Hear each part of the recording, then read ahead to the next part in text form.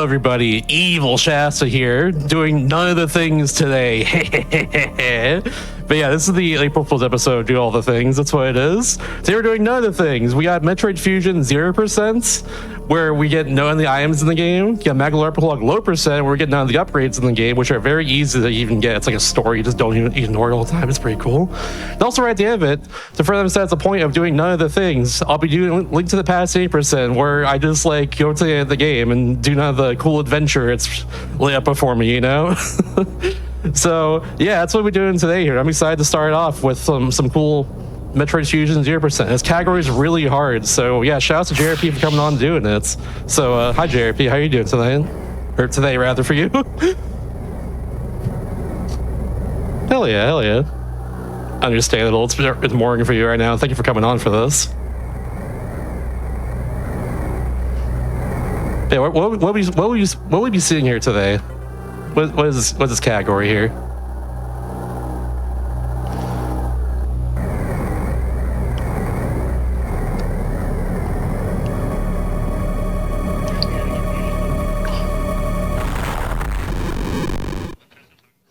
Yeah, we're doing 0% of the items here, which normally there's one item that is not normally skippable, but now that's not the case. We'll instead, skipping the item in this category. It's pretty awesome.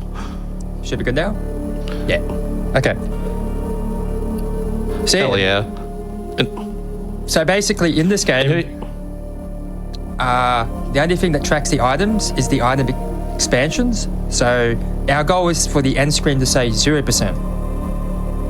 And you'll notice I'm playing the English version of the game. That's a very deliberate decision.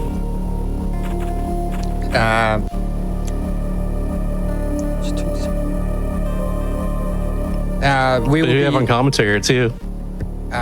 We have Herc. Hello, Herc. Hi, JRP. Herc's going to be helping me. Herc's going to be helping with the commentary because this is a very difficult run to do solo. And yeah, by all means, this is just really hard to run. Yeah. You need as much concentration as possible because everything in this game does so much damage. Should be right to go in. Maybe I'll give it a go. All right.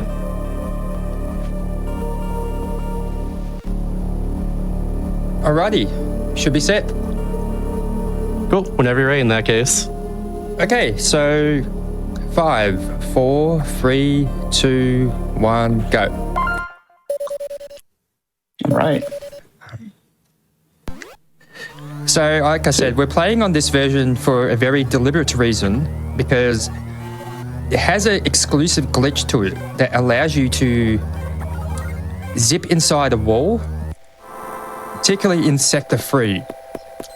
And this will allow us to bypass a missile tank that would usually be required to pick up.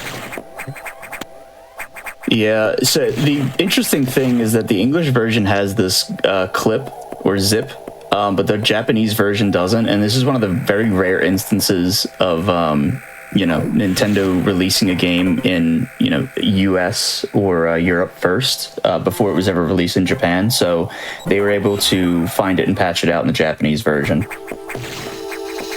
But, we're just going to be going along here at the very beginning of the game, talking to Adam a few times and assessing what's going on in the station as we, learn the plot of the game. And thankfully, since it's in English, everyone's going to be able to understand it for a change, because most speedruns you'll see of this are done in the Japanese version just because the text is slightly faster.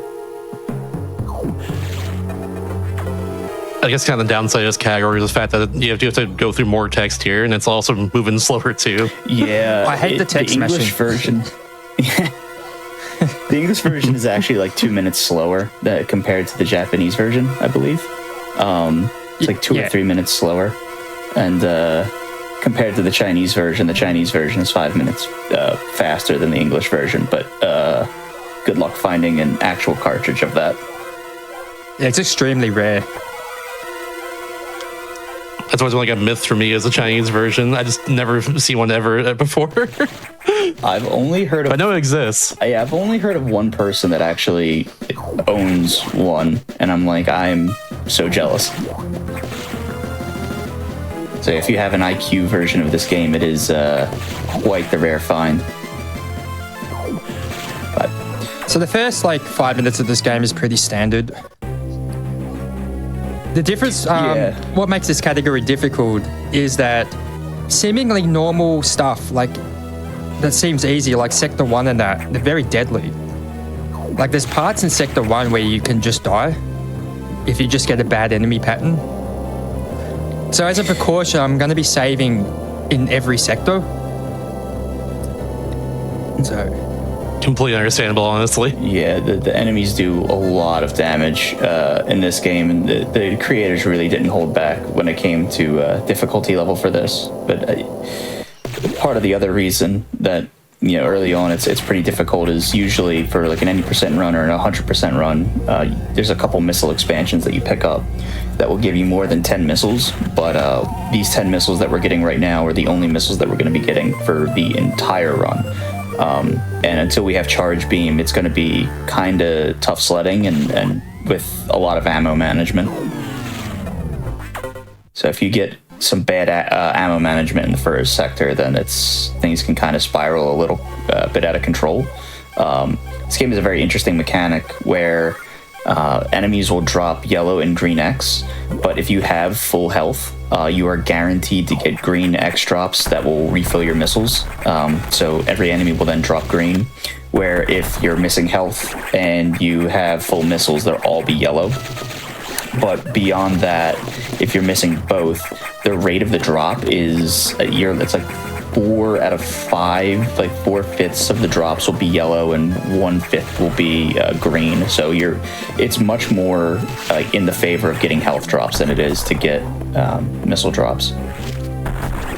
Ooh, nice double. Ooh, we take those. One beam. Nice. So what JRP did there is he actually did a little jump in the air and fired, spun and fired again. The reason he did that was by firing again out of a spin jump, it allowed the missile to kind of spawn behind Samus's sprite a little bit to allow the missiles to stack up to land 2 on the same frame. You're going to be seeing JRP use that quite a bit throughout this entire run, where we're going to be trying to hit 2 missiles on the same frame, like right here. Perfectly executed. Oh, clean. Very nice. And since that's probably, well, in any percent, 100%, that's usually the hardest boss in the game, just because you only have missiles. But from here on out, the bosses are going to become a lot more tricky and a lot more difficult. And Fusion is pretty well known for some memorable boss fights. I argue it's probably my favorite part of the speedrun of this game. It's just all the boss fights, do them cleanly. Oh, yeah. There's just something so satisfying about doing a good boss fight. God, for real. Perfect boss fight into like the triple double like core X of all the double missiles and stuff. Like that's so good. No better feeling. Yeah, those double missiles, they save 3 seconds every time you're able to land one. So like you want to land them as often as you can. Typically you only need 6 missiles at the most to defeat a core X. So getting 3 doubles is optimal. So you see my health, 99 and 10. That's it. That's all you get. You really don't need any more, honestly. I mean, I could, but Any more would be too much. Now, honestly, you See, should like be I'm running on saying- the one hit. I could, but nah. Yeah.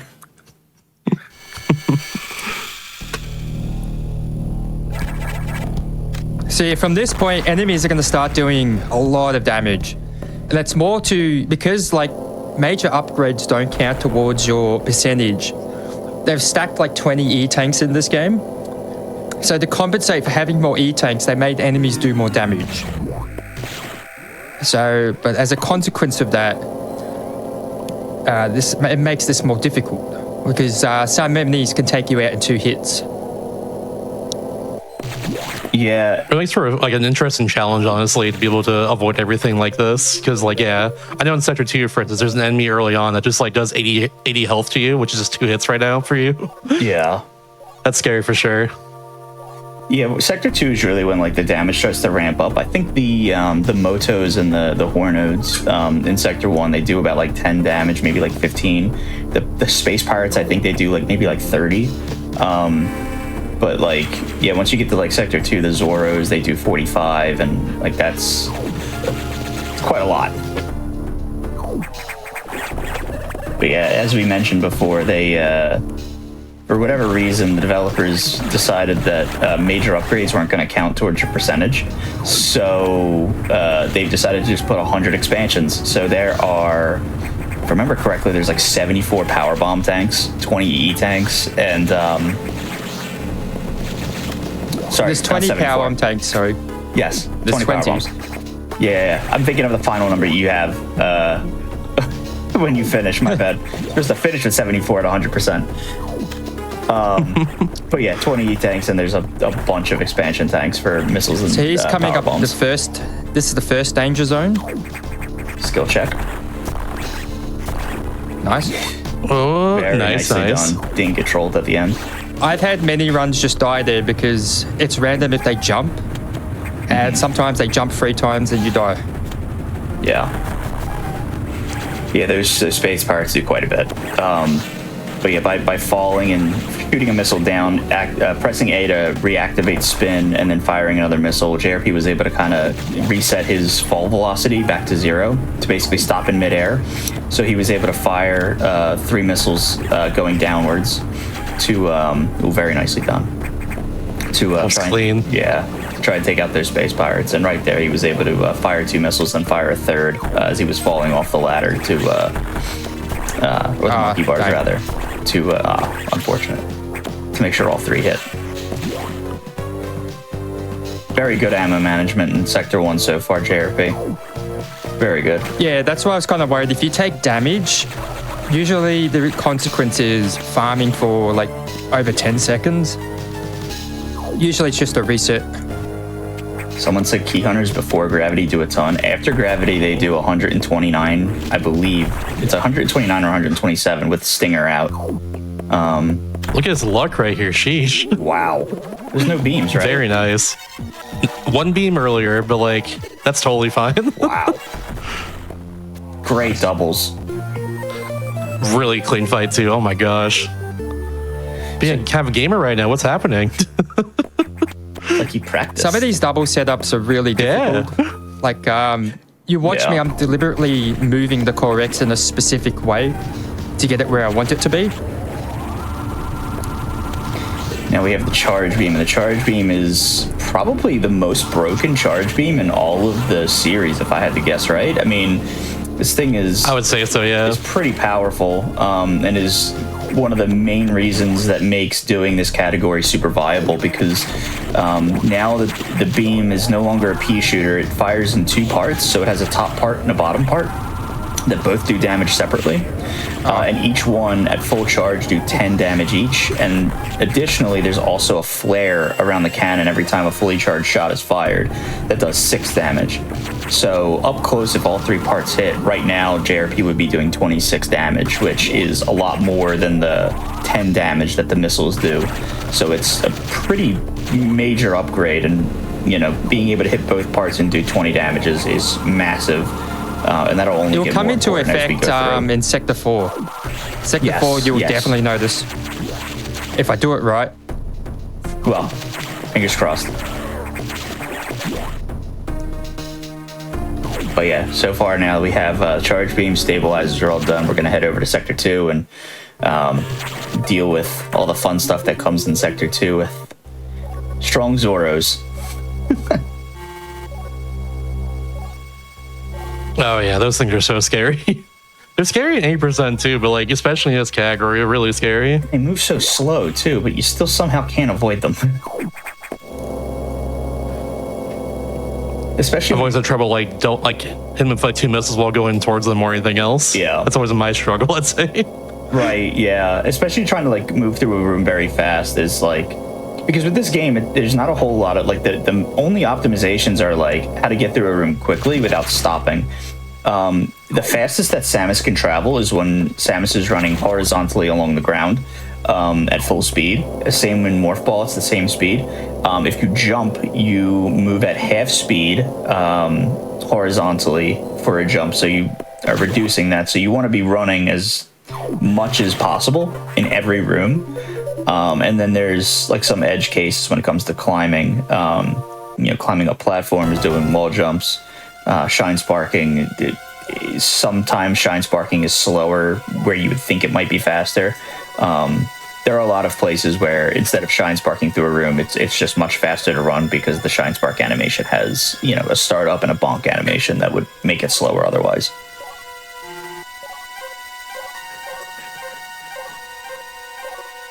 Some of your movement,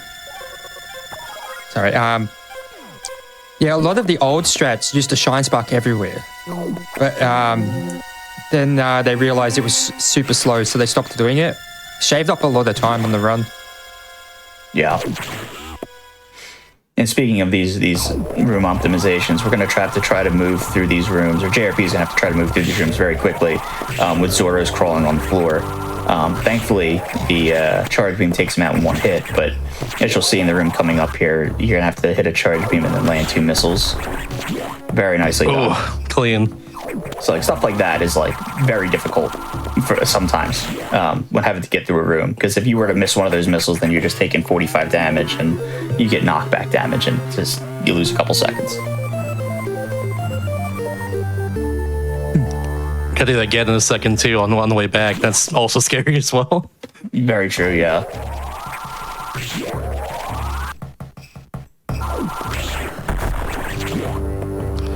Gosh, coming towards you both times right there. It's frightening. I really shouldn't do it, but it's not too terribly hard.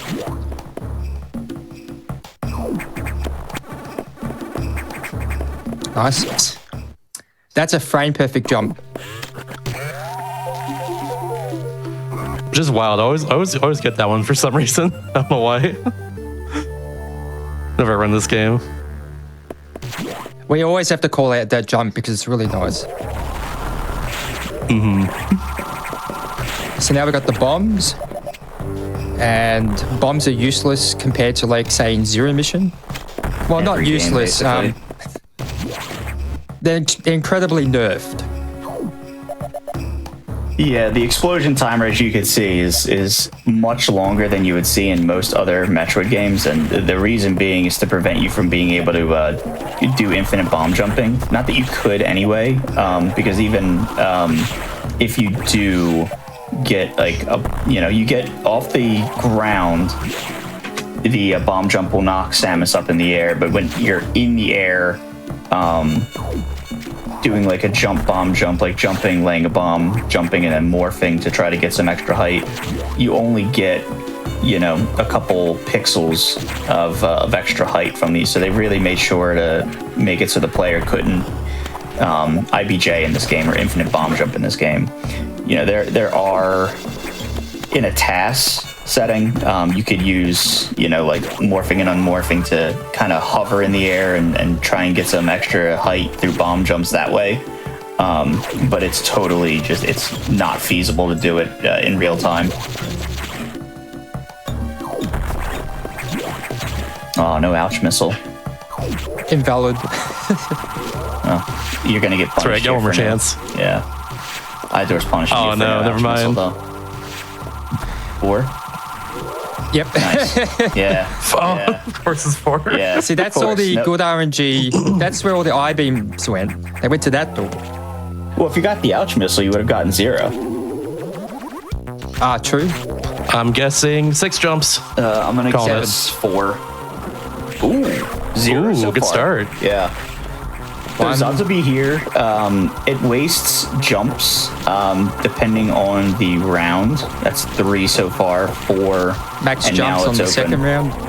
Yeah, so It'd still be 6. The range for jumps is 0 to 3 in the first round, 1 to 4 in the second, and 2 to 5. Yo, great call, Shasta. Thank you. Contrary to popular belief, Zazubi doesn't actually have health. It only goes by how many times you hit it. So you want to hit it. Each round is you need to hit it twice until it gets to the final round, and then you have to hit it 4 times. A missile is just counts as 1 hit. Same with a part of the charge beam counts as 1 hit each.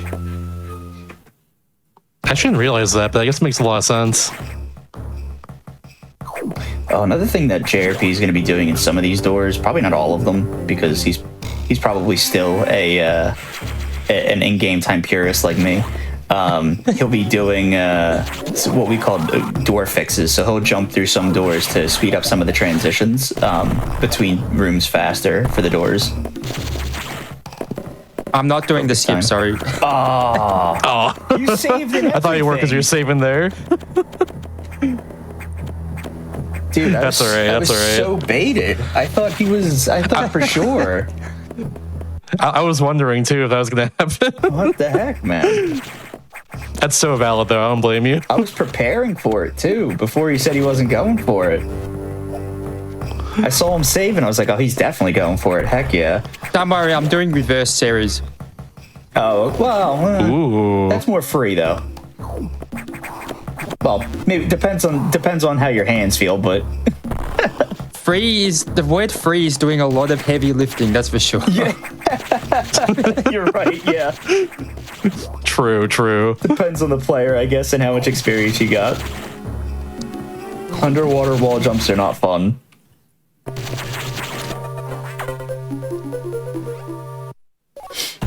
What is 0%? 0% means we're not collecting any of the items.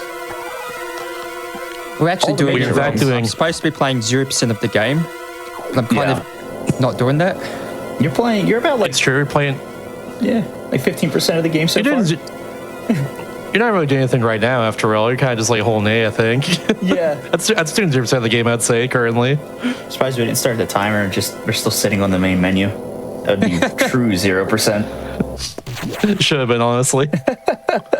It is April Fool's. Just waste everybody's time. Let's go. April Fools. April Fools. Get trolled, Twitch chat. You expected speedruns here? No. You get the title screen. That's it, baby. Title screen and 3 old guys yapping. Are you not entertained? We're back to talking to Adam. Adam is like, speaking with Adam in this game is like 30% of the game, it feels like. When you think At about least it. 12 minutes. Yeah. He's our best friend. It's like how much time is it? Like 12, 20 minutes or something like that? It's 12 minutes, I'm pretty Yeah. sure. Or it might be more. The Japanese version's 10 minutes or less or Yeah, something. so it's like 12 or 13 then, but then there's also like cutscenes and whatnot, so like in between, like on elevators and everything. Yuck. But here we are in Sector 4. So Sector 4, honestly, I don't know about you, JRP, but Sector 4 to me is my favorite sector to do. I don't know why. It's just the movement in it is just, it feels so nice and fluid, like every aspect of it. There's a lot same of here. dynamic to it. Like the way the rooms are laid out, there's a lot of variation. Yeah. It looks very intimidating fun little for this category, but it's not too bad. Alrighty. Yeah, the one thing there is you get hurt just a little bit. It's like on the way because of the electric water. Yeah. So you have to like worry about like drops a little because of that. For the most part, though, JRP really hasn't taken too many hits, which is really good. Oh yeah, absolutely. You don't really want to because the eye door does 10 damage. Yeah. I've had runs just die That's there true. because I took damage.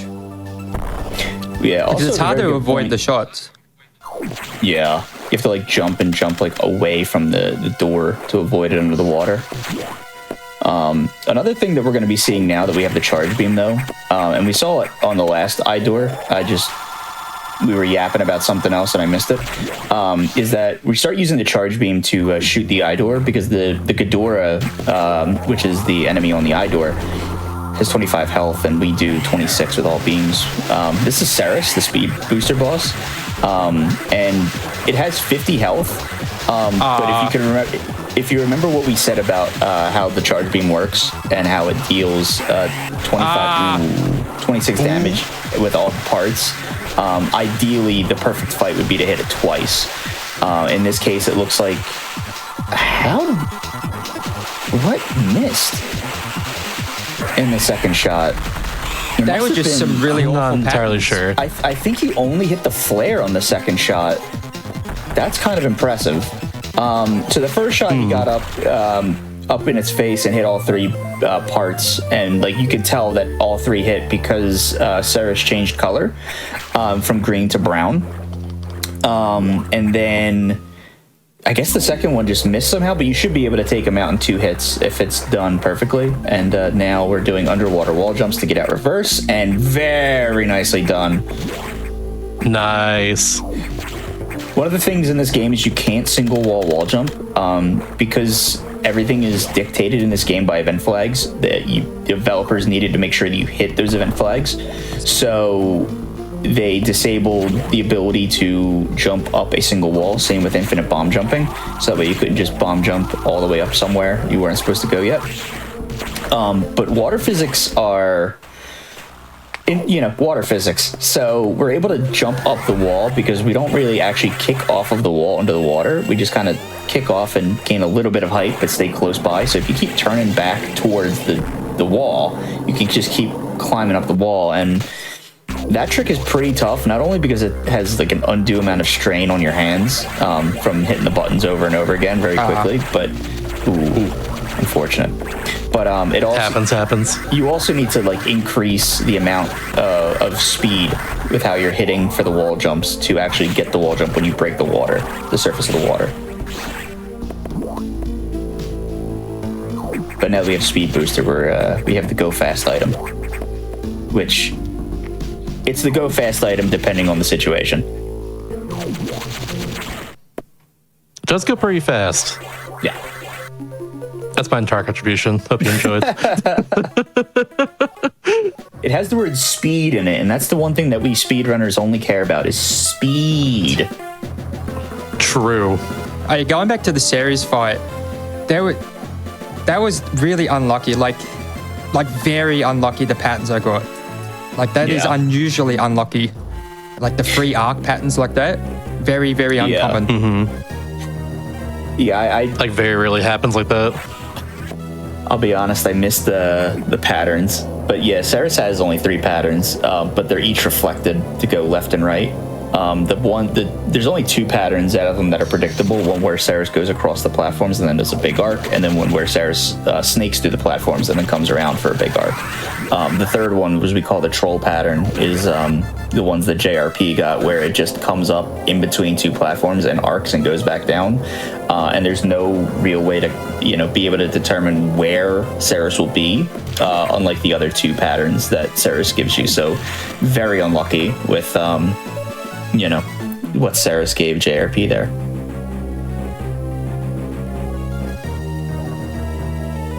Oh no, clueless. Please. It's one word. I saw all the Magoo spam. Magoo. E.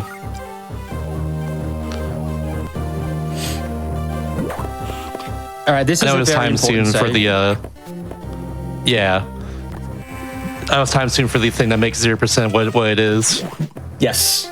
Actually, yes, it's coming up right here. So yeah, we're gonna get the security room here to unlock the green doors to open up 3. But the reason that 1% for the longest time was considered the lowest percentage category that you could do was because of this item in Sector 3 that we lovingly refer to as Bob the missile tank, and it sits in a morph ball tunnel. And typically you need to go through that morph ball tunnel to be able to progress, because and the reason it's in the way and there's an item there is because after the room is destroyed, when you get super missiles, the room state changes. So if you don't collect Bob, the room state will change, and Bob just is tied to the room state, so it just goes away at that point. So what JRP is going to be doing here is he's going to be going into a little early. JRP is going to be going into the morph ball tunnel below the item, and he's going to be destroying the bomb block that Bob sits on. And by jumping into the respawning block at the right time, which I believe is frame perfect, and jumping and spin jumping to the right, it will push him to the left out of bounds. Oh, there it is. And then he just uses the Bang. He very, very nicely done. And then just once Easy as that. Oh my gosh. Once you're out of bounds, you jump twice to the left while facing to the right.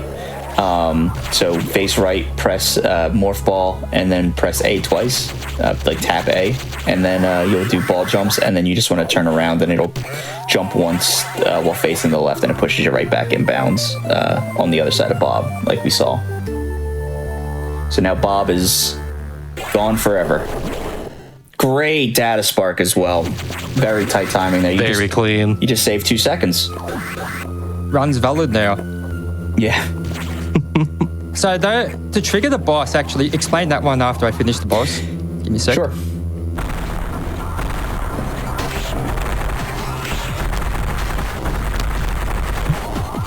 This is a clean fight.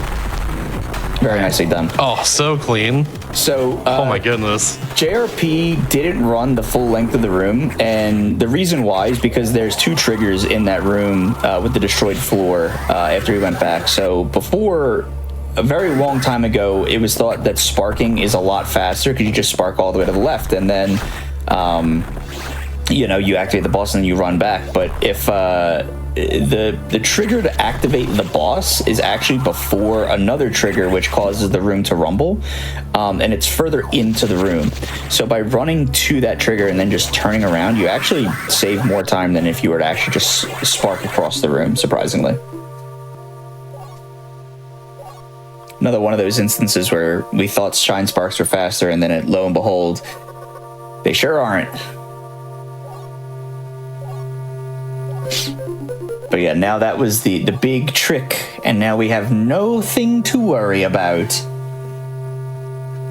Nothing at all. Nothing. E-tanks to worry about. No more items that'll be in our way that are hard to avoid. Silo catwalk.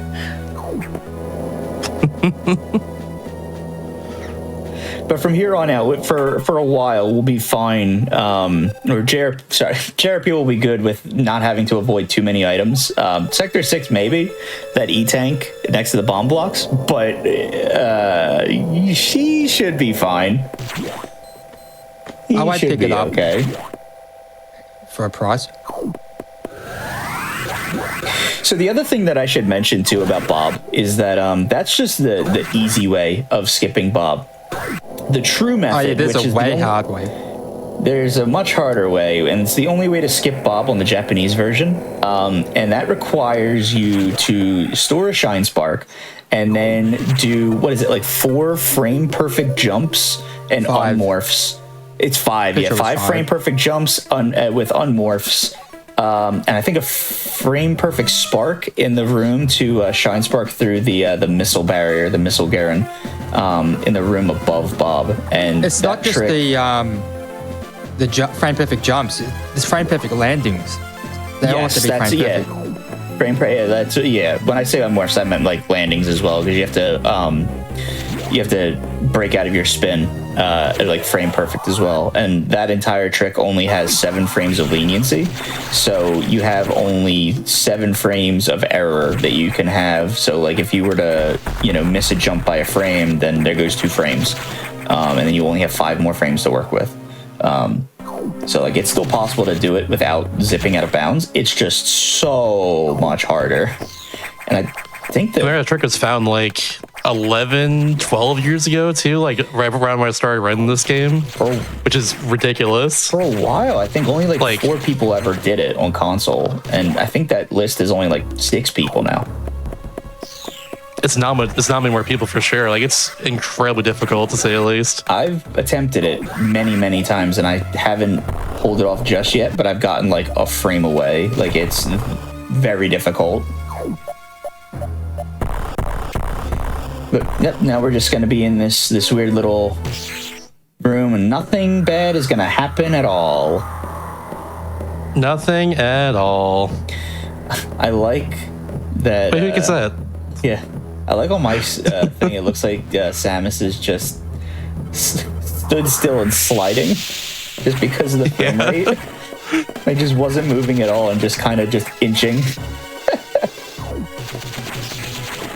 Here's another save. So this boss is not free. This boss is So I'm brutal. going to take a precaution save here.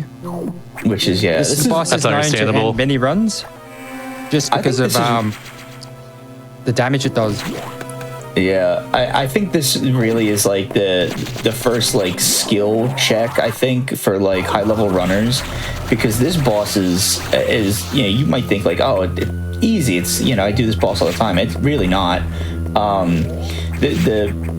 You can only damage it with charge beam, and typically in a normal run you would jump into it to hit all three parts of the beam. You know, like we mentioned, because it does a lot more damage. Calculated. It was calculated. This is fine. It'll be fine. It'll be fine. Nothing to worry about. But this time we're gonna stay outside of the Mega X here to deal damage to it, and you can kind of juggle it here a little bit. So I don't know if JRP is gonna do the strat that. So I found that if you stand on the right side of the platform and just keep shooting it like that, you can buffer it. Oh, once you lose sight of it and it starts roaming around the room or gets to the right side, you can stand on the right platform and then you just bounce it up and down by angling the arm cannon up and down. But yeah, this boss, it just charges right at you, and when you deal damage, it kind of you knock it back off the screen a little bit. So it's tough to see where it goes, so it can kind of just sneak up on you and like just run right into you real quick because it's so big, and it can be really tough to avoid, as we could see.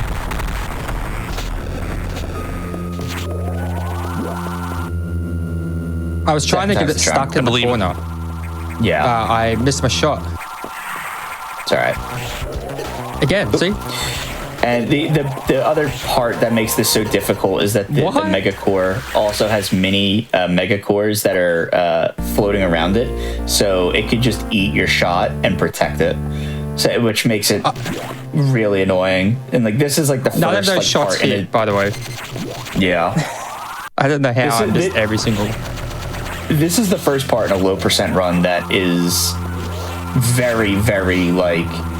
This is like the first point where like the run can just end if you get unlucky, and like you just be out of your control.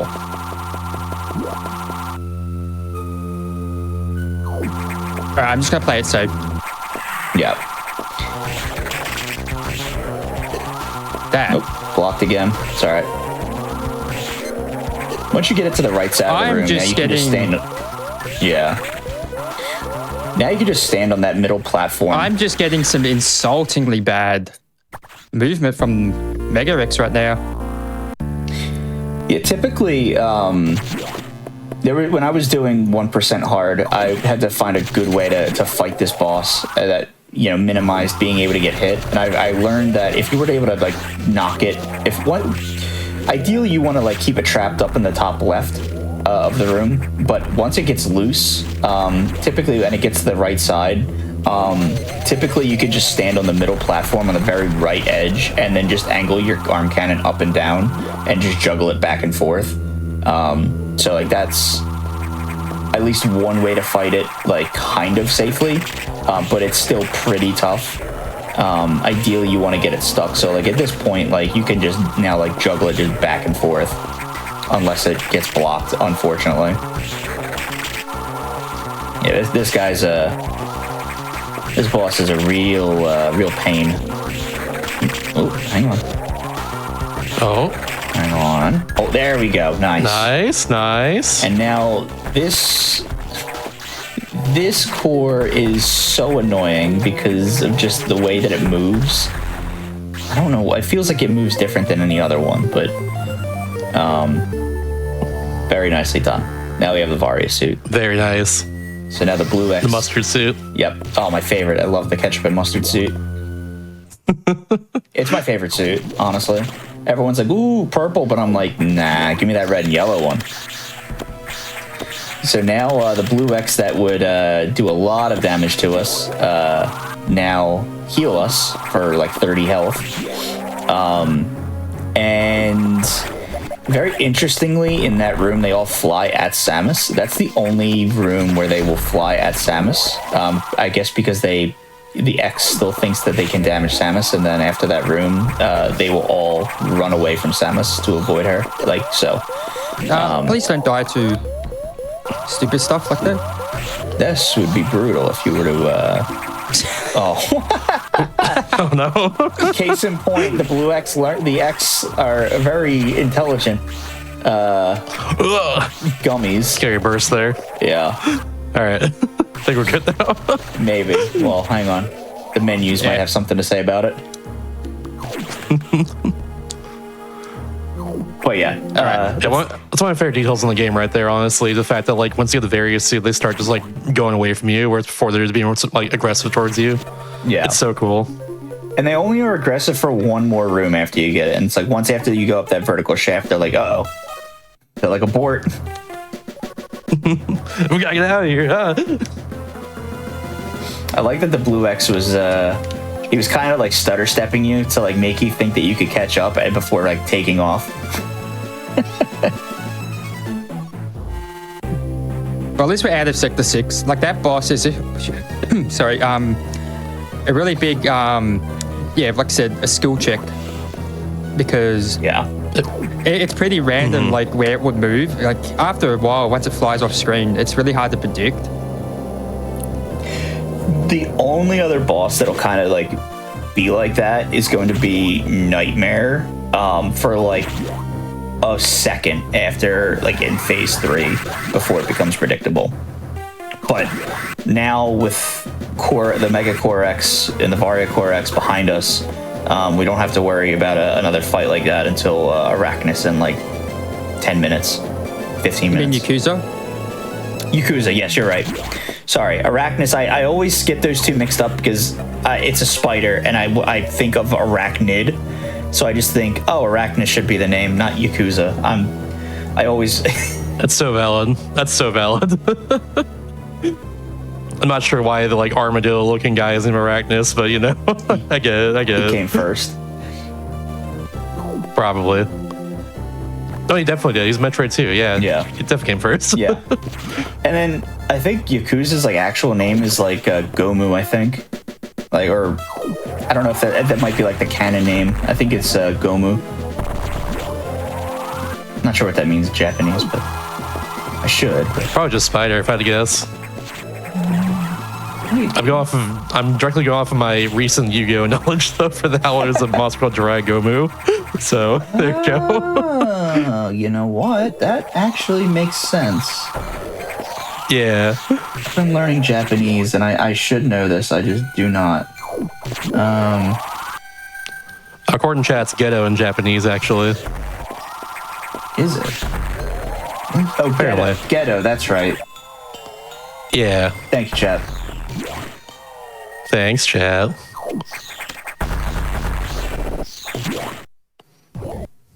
I want to try and stock up on ammo. I need ammo for the next segment. And Sector 5 can be sometimes unforgiving if you take damage, so you don't want to take any damage. Ghetto, if you want to be in the last room at full health. Yeah. Believe it or not, Ghetto means Tales of Earthsea? What was it? Tales from... Like the Ghibli movie? Tales from Earthsea. Ghetto. I don't know why. Or... Maybe it's a character in that movie. Maybe. I never seen that one. I've heard it's like the worst Ghibli film. Or it just means Ged. It all depends on the characters that you use, whether you're using hiragana or katakana. Oh, good, I remembered this time. The other day I forgot ice missiles. Hey. Oh no. Secret key. Shout out Secret Key. Shout outs. We call it Secret Key because Secret Key was a runner that skipped ice missiles and then went all the way back to Adam to get on with the game without ice missiles. So they had to run all the way back and get ice missiles.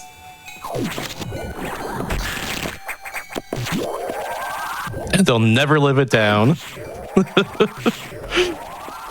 Yeah. So you just do something like bad one time and have people see it, and it's tied to you forever in speedrunning, sadly. It just becomes a meme. Yep. But now we're on our way out of the freezer.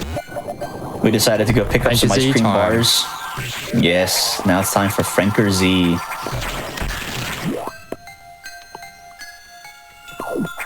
We love the emergency in Franker Z. Oh, it's great. I don't think I can hear the music, but there's a song that Jagger G came up with that goes with the beat, or goes with the song. Emergency in Sector 3. Emergency in Sector 3. I always like keep Trisha alive and run this game like occasionally, where it, like, you know, do the whole emergency and Franker Z thing and just kind of spam that in chat until the end of this segment. Yeah. So go. It's always a classic. Chat, go ahead. Now's the time to spam Dogface. Dogface, no space. Dogface, no space. Franker Z. I love it. It's Franker Z time, baby. So now now that we have our ice cream, so that way we can sit on the sofa and cry later when we die to Yakuza and Nightmare a lot, or so we could eat it in the shower while we cry in the shower. Now we're gonna do one of the most, I think probably the most skill intensive part of the run, which is Emergency and Franker Z. There's a lot of tech that goes into the movement while getting through this entire section of the game, and when it's done really well, it looks so nice. But yeah, there's going to be some instances here of some new tech that I don't think was either talked about or useful so far up until this point in the run, so we'll be covering that as well. Probably one of the first things that we're going to see here while JRP is climbing across the ladders is something called R shooting. If you press the R button while you're climbing the ladder, you can just fire the beam. JRP opting to fire after falling off the ladder, which makes more sense, but you're able to, with a full charge, when you press the R button to activate missiles, or activate the arm cannon for missiles, it will just fire the shot anyway. So you're able to do that from pretty much any position, and it's actually very handy when trying to move quickly and not have to biting at your heels. Ooh. Yeah, that was pretty close. That one, what are they, Funes, I think, at this point? That one is always brutal if you get hit by it. Come on, Idor. There we go. Funnily enough, I think the purple ones are Funes and the green ones are Namihes, or they're backwards. I never remember, but I think that's correct. Ooh, is this double? Ooh, nice. Double. Got one. We take those. Very good. The first double's pretty tricky. The second one's not too bad. You can only get the first one if you spin jump. Oh, really? Yeah, if you straight. This makes sense. I'm pretty sure if you straight jump, you just are not gonna get it. The Namihes are purple nice ones. jump. I got it backwards, of course I did. Yes, you cannot R shoot when you have 0 missiles, so you have to have missiles to be able to open up the missile part of the arm cannon. So there's going to be fights coming up where JRP is very likely going to keep one missile, and the sole purpose of not using that missile is to be able to R shoot, which will just let you shoot faster. So right there, that's an R shot. So he was able to keep climbing and uninterrupted while also firing the beam. That's just because he hit the R button to activate the missile cannon. I don't know a great way to describe the transition of arm cannon.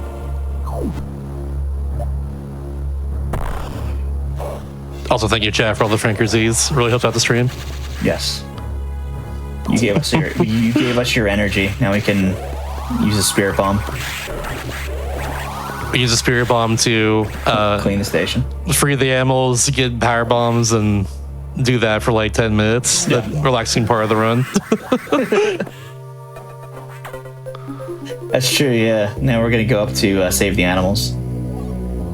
Hell yeah.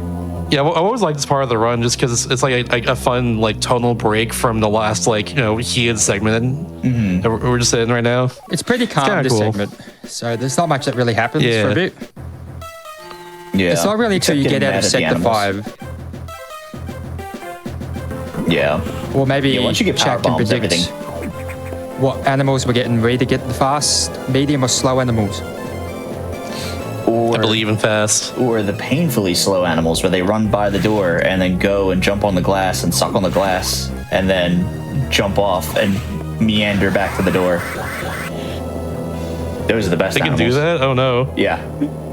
Sometimes they'll like run past the door and like get on like the tire swing, or sometimes they'll like go and like jump on the glass. Like they just run past the door. Like they're the worst. They either are like right next to the door when it opens and they come right out, or you lose like 5 to 10 seconds. They're a very smart creature except from that very moment. Yeah. That's what it comes down to, really. They're able to start a spaceship, but they can't use a door. I don't know how that works. It's impressive, honestly. Yeah. I don't know. Maybe the habitation chamber or whatever they're in is really nice. Just want to enjoy that tire It seems swing. kind of nice. Yeah. Just want to enjoy the tire swing one more time. I can dig it.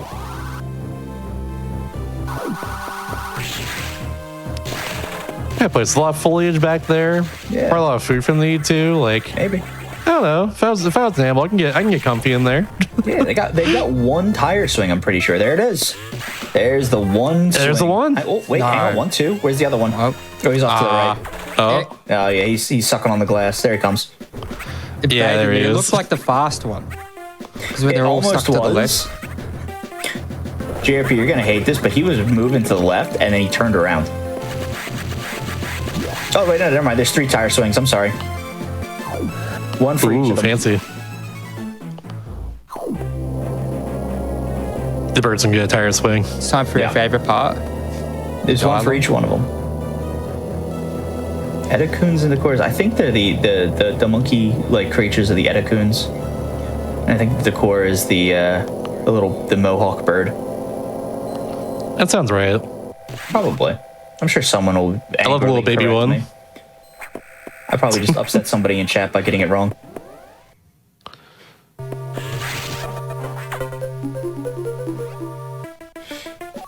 I hope you enjoyed this brief intermission in the run. Yay, animals! Woo! And now we're gonna go back to the freezer to get more ice cream. The difficulty feel all from the here time I just could- ramps up. Like you got boss after boss after boss. No, not forgiving bosses. Yeah, this is the boss rush section. Jeez, tongue twister. And they're not easy. They're very unforgiving. They really, I don't know what they were doing, but Nintendo was up to. But they had a lot of really good ideas for bosses, and they were like, what if we just put all of these really tough bosses back to back to back, and then also gave you plasma beam to make it so the player's charge shot is worse for one of the hardest bosses in the game. So that's fun. Is that true for Nightmare? Oh no. Yeah, so right now, wide beam, which is what JRP has, it fires in 3 parts this time, and at fully charged, each part does 15 damage. But when you get plasma beam, it starts to do damage per frame, and because it does damage per frame, that means at fully charged it does less. I think it does like 7 per frame. But the problem is that Nightmare's like damage box is one frame, is like a pixel deep, I think, or something like that. It's very like it only gets damage for 1 frame, so you do way less. You do like 20 damage less than you likely should ever against Nightmare. Jeez. Because of the downgraded or the quote unquote upgrade in the beam. So it makes that fight a lot tougher, unfortunately. Plasma Beam fans in shambles. Yeah. It's me. I'm Plasma Beam fans. The plasma beam is so good though. 21 damage per frame if all three things are in, the hitbox. I mean, that's gonna, there's a big space dragon somewhere on this station that's gonna, shaking in its wings are shaking in its boots. It doesn't make sense. Sure. You guys figured it out. I got what you're saying. I'm putting down. I got you. You have nice energy. Nice. Nice. Nice. And now we're just gonna go through the floor and go through this hallway, and nothing weird is gonna happen. Nothing at all. Nothing weird. Ooh, that was weird. Nothing weird. No, it wasn't. It was normal. Yeah, that was perfectly normal. Yeah. There was this. Yeah. Those were just the. It was the ghost. It was the icicles in the freezer just hanging down. See, there's some right there on the top of the platforms. That's all it was. They just fell from the platforms from the shaking from the power bomb. That's all that was. Hey, Samus, can you give me ice cream? What kind of ice cream do you think Samus likes? I think she's like a Rocky Road Ooh. fan. I don't know. I was thinking Rocky Road too, but you know what? I think that's canned now. Maybe, yeah. Either that or strawberry, but I think Rocky Road. Her suits are different, like bright colors a lot of times. I can see like a rainbow sherbet, possibly. Oh, I love rainbow sherbet. Yeah, I get down Very with that. good. A gelato of some sort, maybe. What's your favorite ice cream truck ice cream? Ice cream truck ice cream. I haven't Yeah. had that in so long. I know, it's been a long time for me too, but I have mine preloaded. I think they have like the strawberry shortcake pops, I want to say. The ones with like the crumbs on the outside. Good Those are great. strawberry shortcake ones, my absolute favorite. They're the best. Yeah, they're so good. So good. I make my wife upset when we go to the grocery store and I see them, and I'm like, it reminds me of my childhood. They're so good. I think I had one like after a soccer game out of town one time. I've been thinking about it ever since. Oh. Like an ice cream truck just like came by like after we were done. I was like, I need to go get that right now, please. Can I have $1? I hope an ice cream truck comes down my street while we're doing this because I am running outside.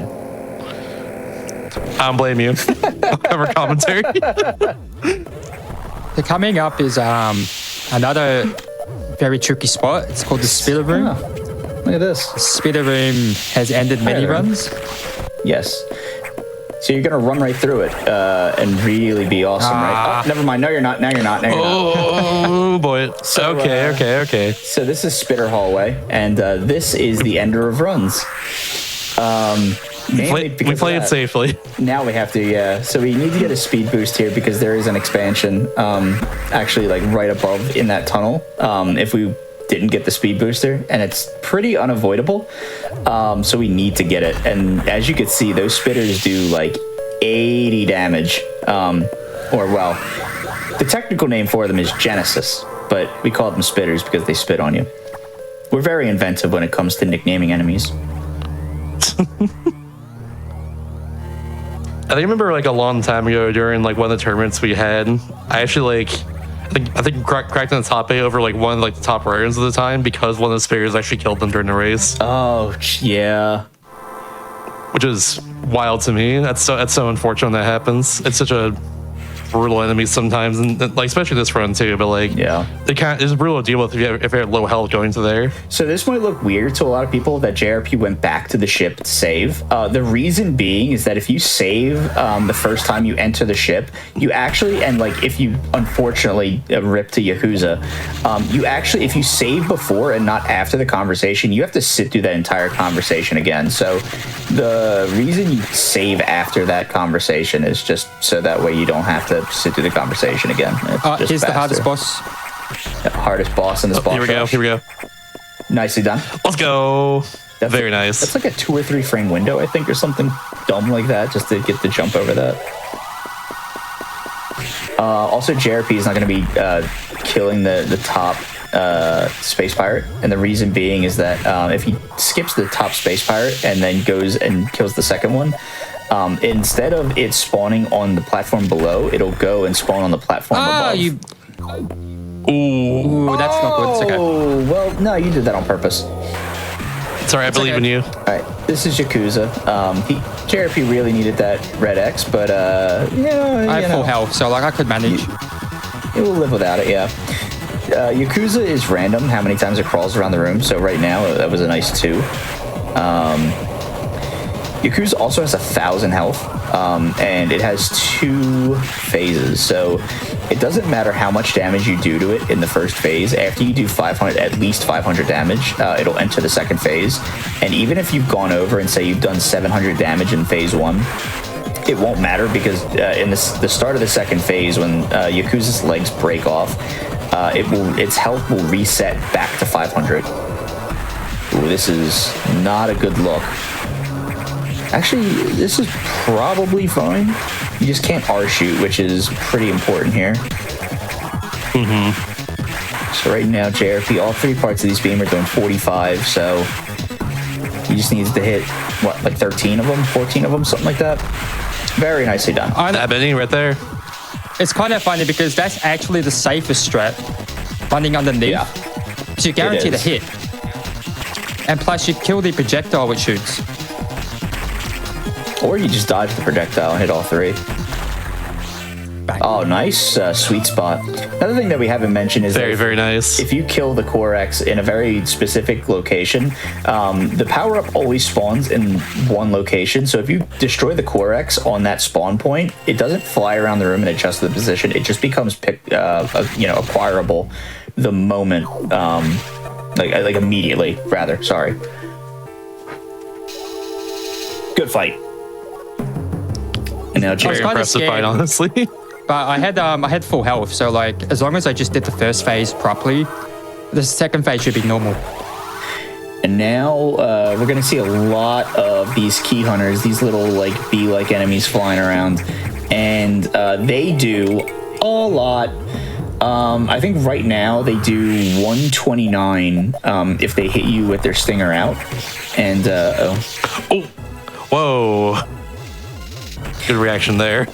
so yeah, if you lay a bomb and like activate its attention, you can do that either one of 2 ways. You could do it the way JRP did it, or you could just not lay anything, and then when you land, you just fire an ice missile and freeze the SAX, and you just jump over it. But yeah, now the pursuit has been called off, and you would think that the SAX is. It's not programmed incredibly well. It's only programmed very well in those like very short sections. So like it really can't chase you. It doesn't know what to do in certain situations. So like it can't really In chase Sector you. 6, if you stand in a very specific spot, it would just constantly turn left and right. Like it doesn't know what to do. Oh, Yeah, it's interesting. it's not very well programmed. It's like very like early concept for Emmy. That's kind of true, yeah. That makes sense. And I think that was why like Dread took a while to get out, because they wanted to do something kind of obviously that specifically, but they just didn't have the technology to do it. They just couldn't figure out how to do it on GDA and whatnot. But this is Notori, and this is one of the only bosses in this game that takes damage from power bombs. Power bombs do 50 damage, and right now JRP's missiles do 40, I believe, because you don't 40, because you only have supers and ice. Supers add 20 damage. That's okay, you'll be fine. And ice adds 10. So Notori has 2,000 health. So quite a lot here from you're doing 900 damage with power bombs and missiles, and then the other 1,100 you need to do with charge beam. So right now, I'm gonna go for doubles, and honestly, getting doubles is a little bit safer here because if you get hit with the actual beam part on the beam core, the beam will do a lot more. But if you actually just take damage from the core itself before you get hit by the beam, you're going to be saving yourself a lot of health because it does drastically less. I could only do one double because it wouldn't drop any ammo, Yeah. so I had to improvise a bit. Yeah, so when we talked earlier about like, getting... so earlier when we mentioned No. I'm just going to say. Ooh. Yeah, just go save. Good call. Good call. So, yeah, earlier when we were discussing ammo management and how if you're at full health, you're guaranteed green X drops. Part of the reason why you don't want to take damage is like right there, where like at the end of a boss fight, you really need those missiles, and guaranteed green X drops are like imperative. But you know, getting hit accidentally once or twice will make it so that way it's a little tough, and it makes it so it's not at all a guarantee. Very nice lore as well.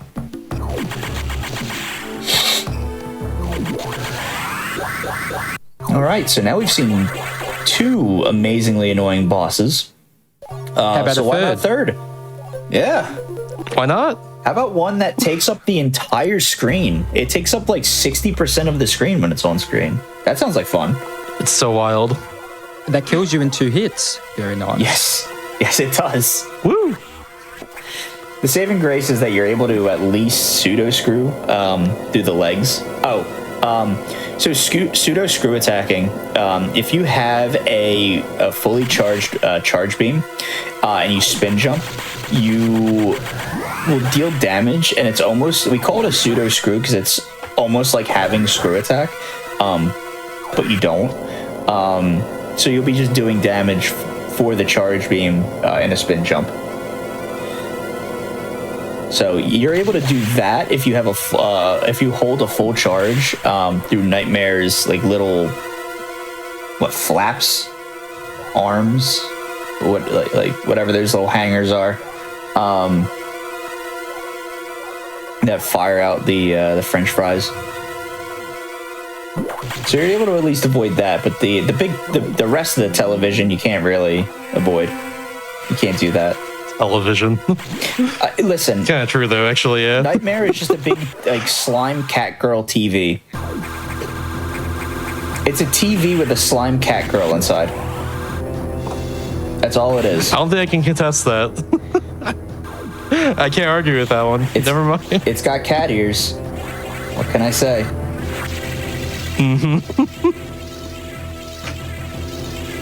And now, one of the best shine sparks in the game, just shine sparking through all these rooms. Unfortunately, couldn't get the space boost, but that's okay.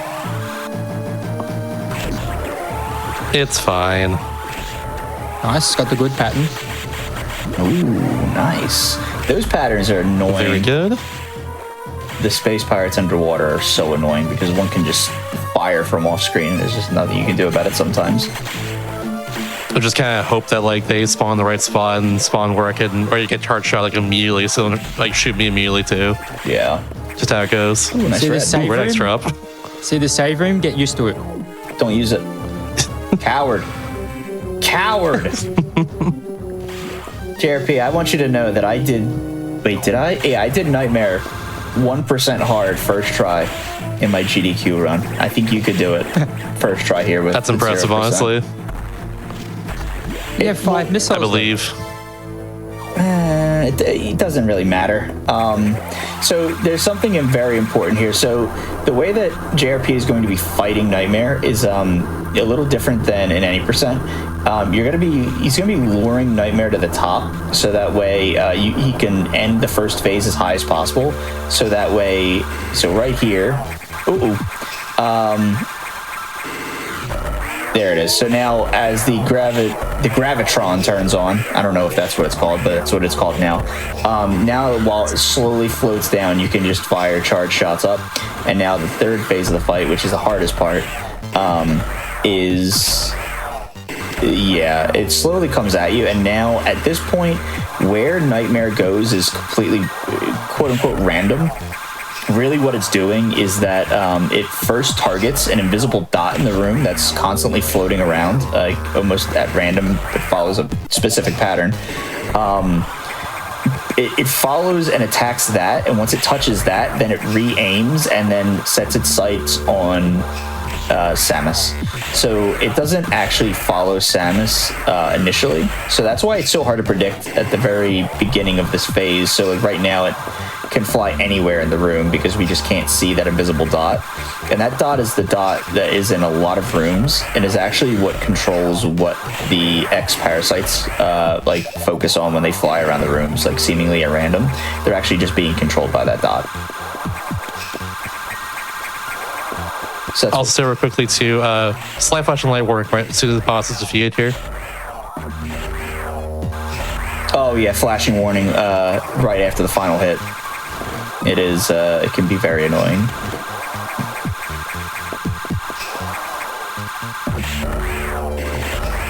JRP doing a very good job of kiting the enemy. If you... Might be one more go around here at this point. I'm surprised that, yeah. I'm My surprised that he movement got here is the- very deliberate. Yeah. You can see me I'm jumping sad- around and moving very arbitrarily. Nice. Oh, flashing There we warning. go. Nice. JRP, There's a flash right there. I'm sad that you didn't use the strat that I came up with when I was fighting, when I had to learn how to fight Nightmare for 1% hard. Is that the cheese strat- strat? No, the strat that I came up with was you want to keep it as low, you want to stop Nightmare as low as possible, and then you want to use you want to jump into its face almost to land the charge shot. So you're doing the flare damage as well, and then you can just keep like stopping it close to the floor and just jumping up and landing shots, and then you get the just free space over top to jump over it. Interesting. No, I haven't really considered that. That fight I played it really safe though. Like I was very deliberate with my shots. I was giving myself more time to escape the ladder. Yeah. Usually I'll play a bit more risky. Yeah, you could have snuck in like one more shot, but given the fact that it's, I don't know, it was very, it gave you the same pattern of where it was flying to every time, which was really nice. So you could kind Yeah, that's of why I more said my easily movement predict was it. very deliberate. Yeah. We're done very well, honestly. Very impressive fight even still. Because, like, yeah, Nightmare is just quite literally a nightmare, honestly. They're so difficult to get rid of. Like, in this category especially, it seems. Yeah. And especially like just because of like the perceived like quote unquote random movement of like how it starts off that third phase when it starts flying around the room. It's like it's just it being so unpredictable. It's just it makes it so tough. The interesting thing playing- is Nightmare has no RNG, no randomness. Yeah. It doesn't. Yeah. Oh, yeah. It really doesn't. Yeah, because it targets the dot, and then it targets Samus, and that's it. If you're ever wondering what the trick is to get through that maze, just follow the vents that don't blow bubbles. So now we have level 4 security, and we're way off. And now JRP is going to go do secret message. I mean, I could if you really want me to. Right now. You know what? You know what? I don't think you should do secret message because that would constitute you doing a thing, and this is doing none of the things. So True. it's Same for probably- the 100% run. Yeah, it's probably best that we don't do that. Usually I'll jump through their enemy, but they do so much damage. Yeah, Makes this room BBRs more are- scary. Yeah. The baby Dragons or Reveres are brutal. How long does it take to beat this game in 100% and a speed run? What's the in-game time? Like a 104, 105, something like that? I have a for the world 103, record? Scotty has a 101. Yeah. So about, An let's say hour, 140 40 minutes. An hour and 40 minutes, yeah. Yeah, hour 40.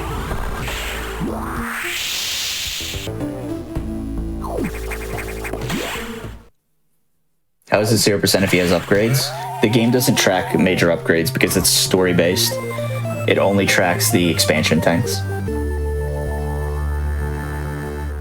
So you only get what you start with energy wise. No energy tanks, no extra missiles, no extra power bombs. Power bombs in this game are, it's excessive the amount of power bombs that they give you. You only need the 10 that they start you with. 74. You end with 74 Like, you don't for need 100, you, yeah. you don't need 74 of them. It's ridiculous. Like, maybe if you're doing the thing where you just like check every single room with power bombs to find out if there's an expansion in there or not, but like in the wall randomly or something, but like that's maybe the only reason why you need that much. But even still, like there's recharge rooms like everywhere. There's stuff like that. Like there's sometimes gonna be like red X's which restore power bombs. Like There's not even you don't need that. There's not even 74 tiles in the map that we're looking at.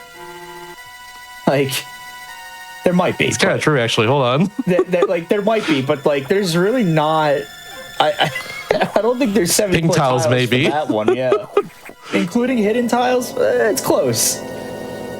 But again, yeah, like it's just way too many, and it just goes to underscore the fact that they're like, well, we're not counting major items, so we may as well just throw in all of these. And I think the missiles that you end with is like 255 or 250. So then they were like, all right, we hit 255 missiles, and we have 20 E-tanks. If we go over 20 E-tanks, actually going over 20 E-tanks overflows the energy bar, and it kind of glitches the energy UI. So it's like, well, can't do that. May as well just throw it all. You can do something bombs. similar in Zero Mission. Yeah. If you grab health the same frame you die, it underflows the health. That's wild. Isn't it crazy that for the longest time we thought this game was like flawless? It was so well built. We were like, we can't even break it. Like, and then what was it, like 2018? I think someone found the zip. What was it? ZX found the zip, and then we were like, oh, this game might not be as solid as we thought, like coding wise. And then now we have a full blown randomizer for it with no event flags. So yeah, And there's sequence break too. yep, yeah. There's a sequence break mod for it too. Yeah, well, not mod, but hack. It's crazy how in a couple of years the perception can just completely shift. Warning, no entry without authorization. Shasta, I miss you running Hunters. Entry without authorization. Hunters is so much fun. I played it again a couple weeks ago for like a cherry marathon I was doing on my channel, and like I saw that. it's still so much fun. I saw that. I lurked for that. I was so happy to see you running that again. It was so much fun. I played this game too again, like a couple weeks ago as well for the same thing, and like it was, oh my god, I love this game. Warning, no entry without authorization. Video games are rad, y'all. Shout out to video games. Yeah. They're pretty cool, actually. And now it's the return of Box, the security robot that we fought in Sector 3, but now it's infected with an X, so we refer to this boss as Xbox. And now Xbox has been defeated, and now the core. Oh! That's okay. Okay. It's okay, JRP. Don't worry. I died to this thing in our GDQ race back in 2016. All because I got distracted. Did you? I did, yeah. So, and the reason why was because it was a three-way race, and JRP and Kirby were ahead of me. I got really bad luck throughout the entire run, and they read a donation that someone was saying my brother. It was like they were claiming to be my brother. They weren't, and I was trying to listen, and my brain just lost focus. I was like, whatever. Damn. The corrects on the Xbox fight is probably the hardest part because where the X went, it was really hard to pick them up because I got to worry about the wave beam because that does a lot of damage. Warning, Does 80. no entry Yeah. without authorization. It's also the one that is the hardest to double missile, because at this point with diffusion missiles, every upgrade that you get with missiles, the cooldown or rate of fire of it becomes greater. So there's a bigger gap in time from when you can actually fire missiles. So as you get more missiles, double missiling the cores becomes harder. For that one particularly, it is possible, but it is extremely difficult. Very nice job lining them up. 60 seconds. I did load a save file and I raced JRP to the end. That would have been 56 too. Oh yeah, that's right. Yeah, I was trying to get the floating Omega glitch and I just couldn't get it. I remember that now. That was so funny. Yeah, Such a hard glitch. you gotta like hit it while it's like it's so dumb. You gotta like hit it while it's jumping backwards.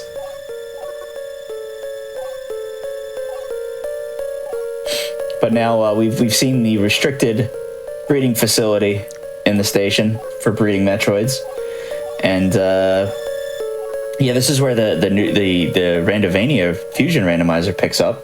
We got to go find them now, but no, now True. Now we're getting close to the end now. The as we saw in the cutscene, the space station detached the restricted lab and went kablooey.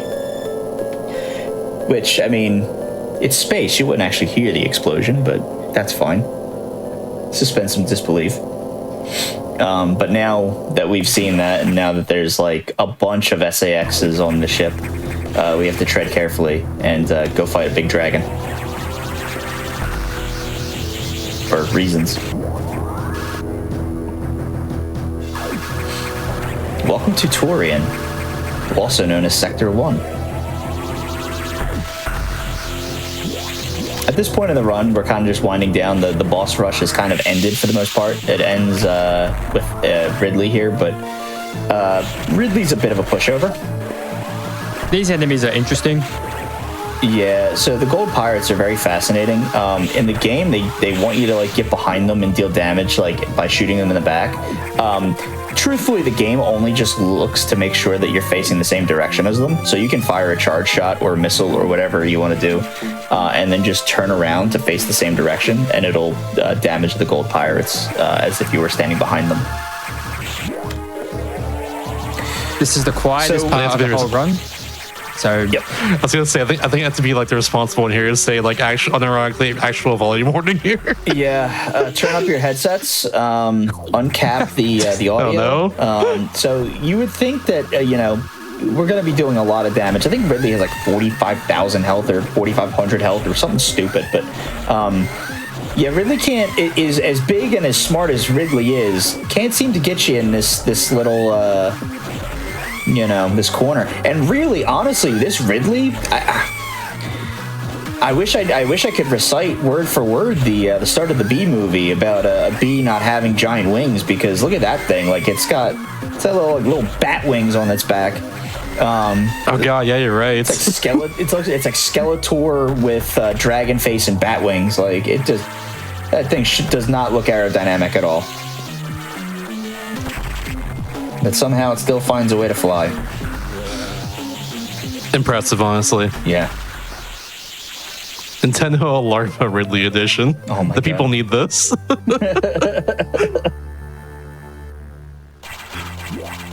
So Ridley's not the hardest boss, but like it's pretty tricky. You have to time your space jumps properly. You have to turn around and all that.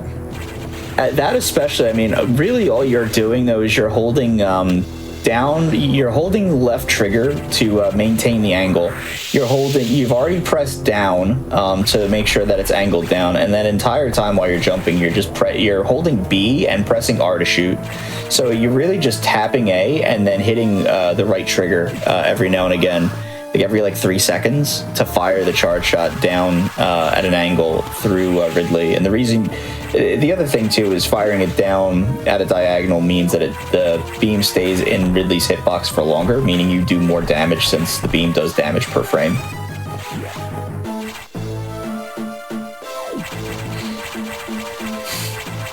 Diffusion doubles are impossible? Nah, JRP got 2 of them. They're a lot easier than you think. That's true. They're easier than you think. They're very tricky, though. It is very tricky. You have to lure the core to go up and around in a big arc, and it has to fly into the sides of the missiles. Both missiles need to be stacked, and you just need to have the Core X ram the side of its hitbox into both missiles. But now that we fought the big bad of this game, which is Other M Ridley, or Neo Ridley rather. Slippery platform. Now we're just gonna leave the station, and there's gonna be nothing bad that happens at all. Nothing to worry about. Yeah. Yeah. And just gotta leave. No big deal. See, yeah, they think We can just go. Yeah. Other M. Yeah, well, they thought the title was Other M, but they were holding the box upside down. It's actually just Other W. They went from they had to make it Wumbo. It's my favorite text and dialogue coming up. Fools. Fools. Fools. You fool. If you're just talking by the way, I can read a quick announcement. Go for it. Go. Hell yeah. So, yeah, all about Summer Games Quick 2025. It's live in Minneapolis from July 6th to 13th. If you want to register to attend the events, you got to do it by May 26th. Use exclamation mark SGDQ in Twitch chat or visit gamesquick.com for more info. I got you, chat, on that one. Don't worry. You know, if you like Hotfix as well too, y'all can join our official Discord, get the Hotfix roll, and keep tabs on upcoming events, talk to staff, and more. Use exclamation mark Discord and Twitch chat for more info on that too. Which also got you on that one as well. Bam. Shasta, what you have to say is a lot more important than what Adam is saying. Damn. I don't know. This place exploding, kind of, it's a little important. And right. realizing he needs to go against the orders of the Federation and blow up the space station and escape and have Samus escape somehow. That's kind of important, I'd say, maybe a little bit. He's a question robot. is- He can't harm people. Question is, who is Adam? It's true. Who is That's Adam? a good question, honestly. And that's why after this, we're going to play Other M, so we can find out who Adam is. But we already know who he is. True. It's other takes place before this game. True. Dread also takes We're talking takes canon, place. I guess. Yeah. Dread also takes What's place that? after this game. Yeah. Well, we do discover who Adam is, but y'all gotta play Dread for that one because that game is really good. Yeah.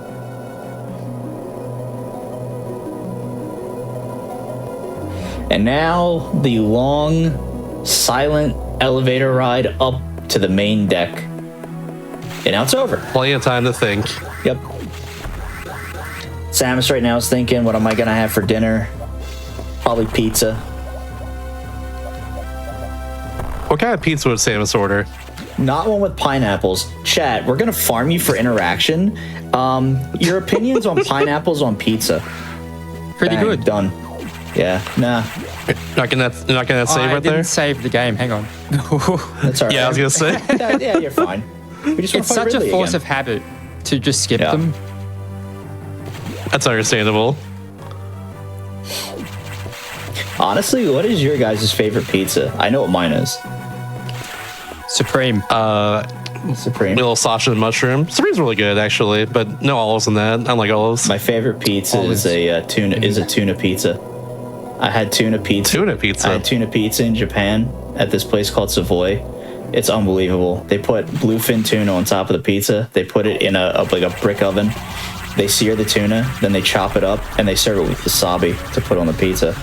It is. That sounds really good. It's unbelievable. It's the best pizza I've ever eaten in my life, and I'm so sad that I cannot get that regularly.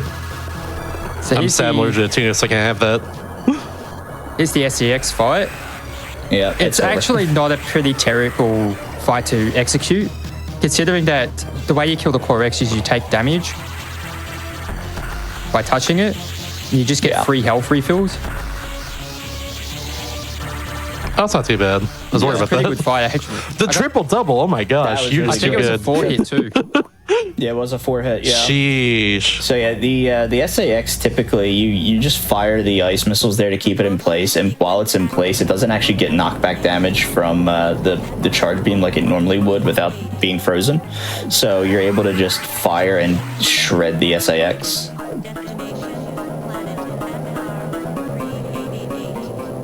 You can't piano a tuna.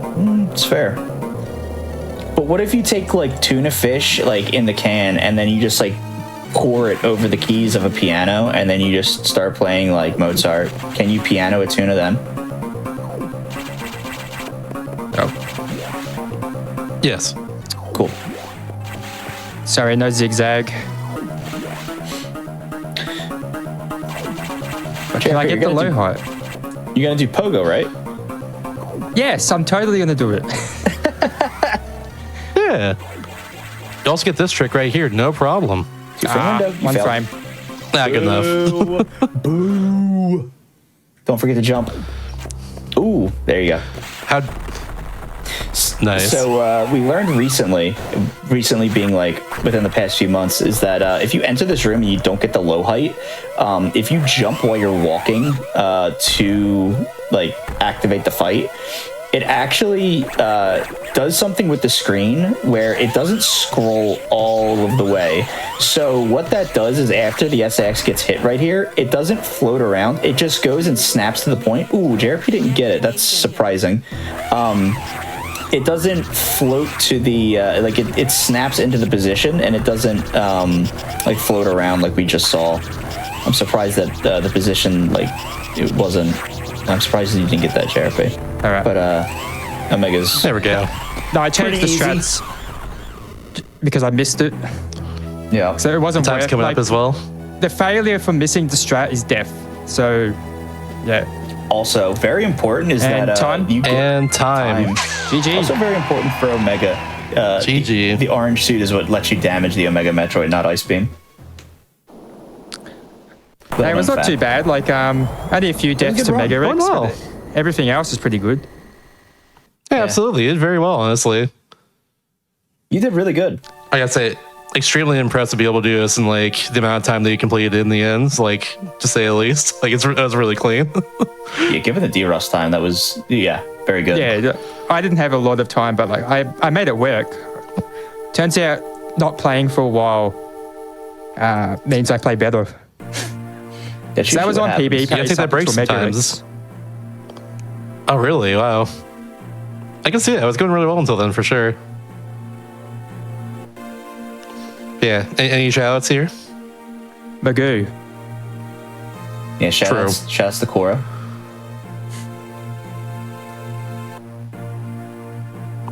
Y'all be sure to follow JRP at JRP2234 on Twitch, by the way, if y'all want to see some cool Metroid speedruns in the future. Especially if you're impressed by this run here, because I definitely was, for sure. And also good Mega Man 2 runs as well as True, yeah. some sweet roller coaster tycoon action. Did not play that game. I love that game. Herc was Just getting trying to angry at me manifest it, because I see? didn't know how to play the game. So it's just I wasn't. spamming No, the no, no. chat. That was Charles getting upset. Charles was like having an aneurysm for you not knowing how to play Roller Coaster Tycoon. I was loving it. Oh, that's right. I have to see 0% after the credits, yeah. Yes. I was trying to wrap up for some reason. I'm silly. Never mind. We can't wait for that, for sure. You gotta make sure we did none of the thing. That's true. We have to make sure, for sure. You Let's got to see your begin. in-game time as well. We also need That's to see Mel easily Hawkwood. a 52, maybe. Dude, deaths counts against in-game time in this No, case? he probably This is- got a 49. That's what I thought, yeah. Oh, I never I'm had a thinking 49. 49. I went from 50 to 48. Yeah. This will be Sheesh. the first one. No, this one would just delete all the evidence. So I can keep my Sure. title of never having a 49. No one was here. It's fine. Nobody saw this. Do none of the things, including not watching the run. Yeah. Also, JRP does a lot of Fusion Rando as well on his stream as well, from time to time. So if you want to check out Fusion yeah. Randomizer as well, he does that, and I do it as well. Sometimes I work on the randomizer. So Future Rand is so cool. yeah, Struggling in it's- lower sector 4. I gotta do more of Awesome. them one of these days. You should. Yeah. I've been doing a few like Metro Randos in general lately, but like I've just been busy with other stuff, and playing US games is cool. So yeah. I know there's like a Stanford Returns rando, and there was also a Hunters rando in the works currently. Oh, like that's so cool. those are really cool too. I did see that. I'm actually kind of curious about that one. I would me like to too. play that one. I think it's still being worked on. I'm not sure if it's completely done yet, but yeah. I'm excited about It that one. looks So really at least early as someone stages. who's yeah. I've run Hunters since like 2014. I'm really excited to play that at some point, to say the least. That game's really cool. Oh, the Mars thing. What's the Mars thing? Oh, Mars is the Randovania version of the Fusion Randomizer that is a project that I got underway and is a community project done by the Fusion community for Fusion Randomizers. It is very expansive randomizer that has like random start and like shuffles the door locks and stuff like that. It's All right, Chad, guess the in-game time. very cool. I gotta try that then. You should definitely check it out. So I guessed 52. I think 49. I'm going 50. Going right in the middle. Ah, way off. 53? What? Damn. Wow. Oh, remember, I took all those There's safety 0% saves. though. Ooh. Oh, all the safety saves, that would do it for sure, I think. Oh yeah. Yeah. Yeah, that makes True. sense. 0%. 0% though, that's what we need there. We officially did none of the things. Let's freaking go. Heck yeah. You kind of cheated because I played the game. You kind of cheated by playing True, English, true. though. Do it on Japanese version. Nah. Restart. Yeah. Any final words? Nah, good run. Good run. Congrats, JRK. I need coffee. Happy for you, man. Alrighty, then that was 0%. Yep. That was Fusion 0%. Thank you all for watching. We're going to go to a break right now. When we get back, we'll do some Treasure Man Deluxe Maglar Epilogue low percents where we're getting none of the upgrades there as well, actually. So yeah, stick around for that. We'll be back in just a little bit. It'll be a fun challenge run. Yep. Hello, everybody. Evil Shasta once again. Welcome you back to do none of the things. We're doing nothing this time around. Nothing is happening. Ha ha ha ha. But yeah, we got Maglar Epilogue low percent right here, which is a category where you just where you can get like upgrades and stuff and enhance your abilities, and it's very good. And I think you should definitely do. But we're not doing that because you know what? Why would you? Why would you do that after all? That'd be ridiculous, quite frankly. Don't you agree, Soul? Yeah, as a matter of fact, I do. Hi, I'm Beam Queen Soul, and this is Maglar Epilogue. This low percent is going to be very different, but I'm going to go ahead and get into it because there's stuff I'm going to have to skip anyway, so we'll start in 3, 2, 1, go. And as I kind of skim over this, the very short premise is this is right after the end of Return to Dreamland's story, so right after Kirby just absolutely sends him to the Shadow Realm. This is it. This is the Shadow Realm. We have this little sage. Maglar is like very sad. Has very pitiful abilities. You know, just barely can hover. Has like little tiny attacks that don't really do a lot. And that's it. That's where. That's all you get? That's all we did. That's peak performance, actually. I mean, you may not like it, but that's what it looks like. It's true. And like you also get these orbs from defeating enemies too, and like that's not really a thing that we'll be using at all. no, Really? I will show what those are for after we get out of here, because until then it's kind of irrelevant. Also, apple slice. Apple. So the game calls that a fruit fragment, and they will actually give us more abilities, but that's ish. And by ish, I mean they're not going to be very powerful. But they'll be fine. See, we now have Bomb. That is actually one of our best damage sources in this entire run. Where you're going to see so much of that as we just kind of slowly run over to this stage. Also, fun fact, you will see this as we go on. Each of the area names spell out apple. Because of course they do.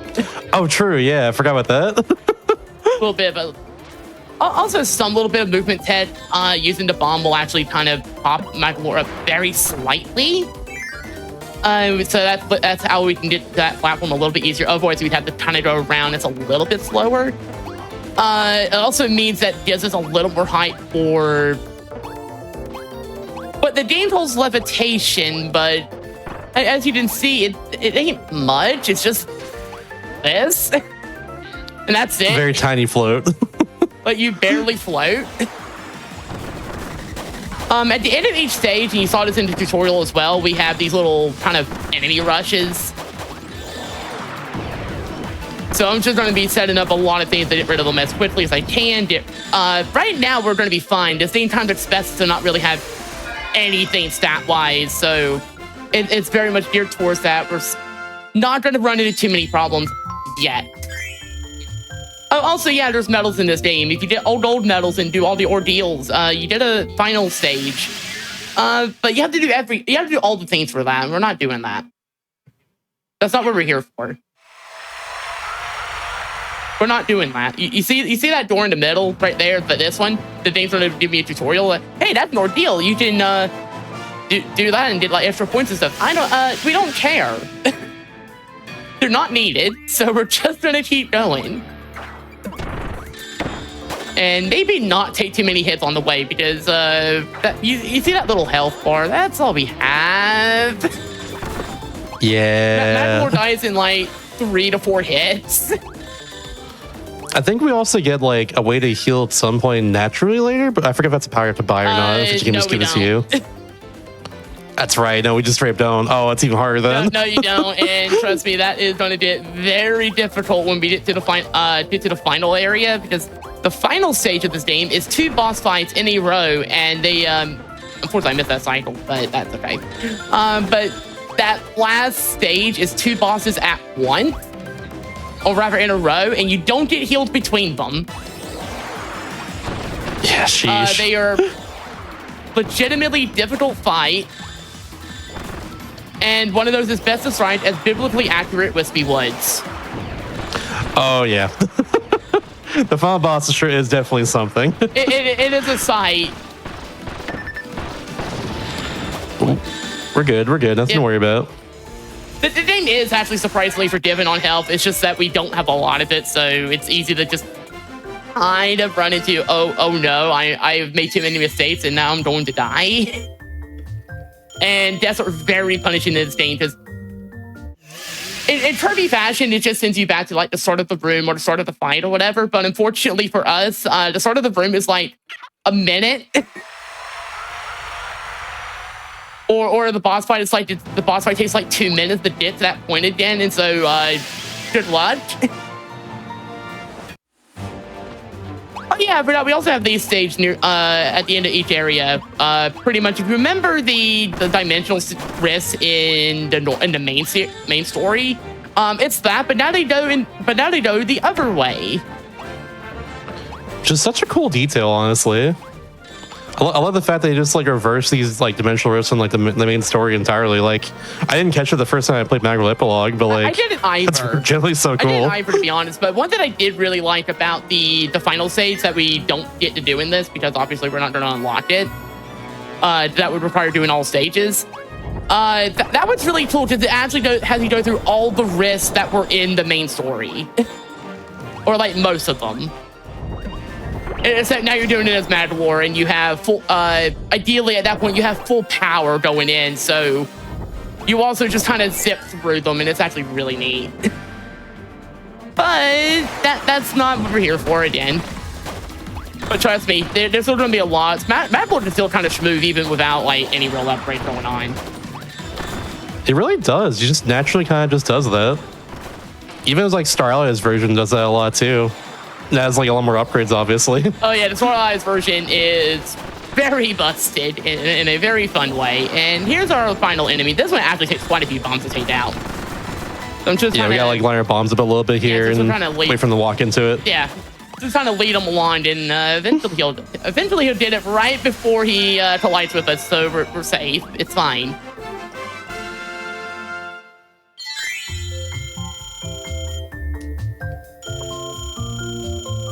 But yeah, like I said, this first area is just not really factoring the upgrades much. Like, even if you do upgrade, you might get like a slightly better attack or something. It's not really going to help you that much. So this area is very tame. But after this, the game does kind of sort of expect you to have at least upgraded a little bit, and it'll be very apparent very quickly. But we have our first boss, and this is Electricity Duder. So you remember Mr. Duder from the main story? Well, now he's electrified. And I'm just trying to keep my distance, plant some bombs, jump over that attack. He's gonna juggle a little bit. It's fine. I'm just gonna keep juggling these bombs. Ow, that's fine. It's all good. And just like that. Not gonna forget Mr. Deer, honestly. With a name like that. And just like that, that's all I'm gonna say. Yeah, just like that, we're on the second phase. And now this has gonna chase us, and we can just stay here on the wall, and he can't touch us at all.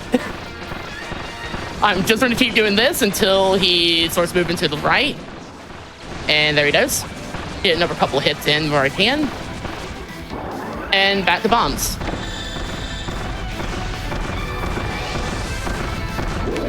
Okay, I'm gonna just kind of play this one safe. I kind of delayed myself.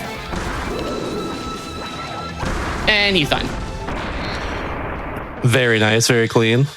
Yeah, so low percent, you really need to know what you're doing for these fights because one, the fights are going to take quite a bit longer because you don't have the power to just plow through them like you would normally in 80%. The other thing is I can't afford to make too many mistakes because if I do, I will probably die very quickly and I don't want to have to repeat any of the fights.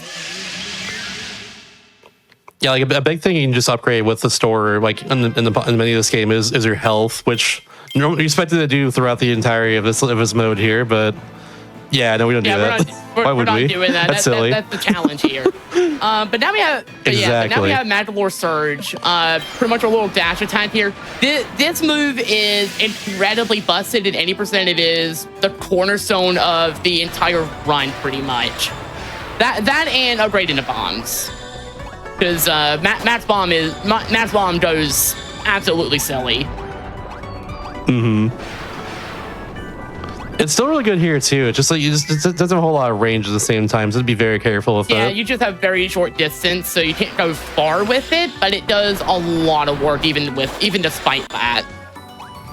But Matt's power is even sillier because it. Oh, I didn't want to do it that way. That's fine. I can kind of. Oh. That's fine. Okay. It'll be okay. I'm just going to play this a little bit safer and just ride the platform. That way I don't have to risk it. Ooh. And we'll be fine. Playing a little safely, but you're scaring me here, though. Oh, trust me. This run is scary, like, the entire time because of stuff like that. This is true. This is true. I got used to it. Just get rid of these ones real quick. And as these appear, we hit them with the Mandalore with the laser, and that's it. The soul beam, if you will. Yes. The soul blast. We do get with the beam attacked. Yeah. That move is also a great one of our really good damage sources. It's just that we don't get to use it super often, but for like rushes like that where those enemies take a lot of damage and have no knockback. Those things just kind of melt to it. For bosses, it does a bunch of damage if we have it. So it's good to use when we need it. And most of the time we can kind of set it up, but other times we may have to like wait a bit longer. Also, these are magic bulbs. This is one of the only ones we're going to even bother actually doing the mechanic for. So yeah, we got to protect them here in order to like keep getting the reward out of it, but. Yeah, I don't care for the reward too much. If you let it actually get destroyed, it will blow up, destroy everything in the room. Mandalore will take roughly half of its current health and damage. I don't think it can kill you, but in those situations, it also automatically ends the entire sequence. So for a lot of them, we don't care about doing them. But these first two we do because it's kind of just there. And then you're going to see this last one, and we're just going to not. I'm just going to sit here.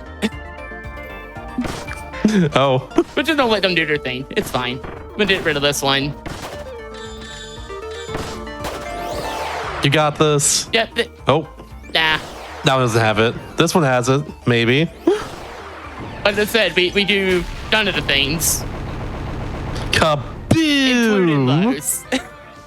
Damn, that's like most of your health as well. Oh my gosh. Yeah, like I said, it takes like half of your current. No kidding. And this is what Mandalore Surge can do. This is King Do, and that's it. That's King Do. And that was King Do. There they are. They're gone. Yeah, Mandalore Surge. Yeah, Mandalore Surge. Very good. It's really good. It does a lot of damage to say the least. It has so many hitboxes, and they made them really overpowered for whatever reason, which is awesome. Yeah, fun fact with these medals, by the way. One thing that's coming up, Fiery Puffer, probably one of the harder ones that comes up. I have managed to platinum this on low percent once, and I don't know how. Because you're a gamer, that's how. Also good. I'm not the only one who's really wanting the Forgotten Land update. I'm excited for Starcross World. That's gonna be so much fun. Same. That and Air Riders. Like, Forgotten Land's my favorite Kirby game. In my opinion, the best Kirby game.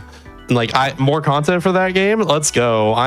Oh my gosh. Yeah, I'm just hoping. I am excited. I'm just hoping certain tricks don't get patched out, because that would be a little bit sad. That'd be a huge bummer, honestly. We'll just have to wait and see, though, I guess. But yeah, that's definitely a concern of mine too. Oh, that was a very nice pattern for this spot here, and kind of head bump the sun because we can. Because Magolori does not care.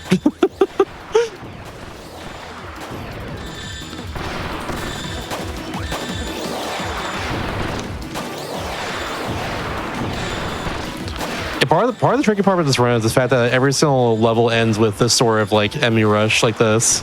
So be able to like defeat them efficiently while also not taking damage yourself.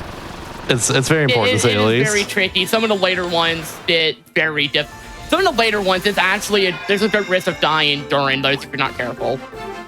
And there's like boss rushes layers too, and like those are also gonna be a huge problem as well. Let's say. Yeah, like I have absolutely.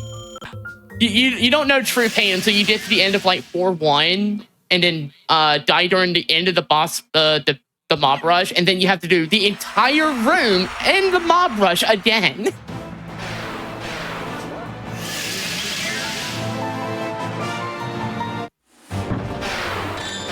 Anyways, we gotta chase the dimensional thing again, or rather, the thing's chasing us, and I'm just gonna very quickly dash away a lot.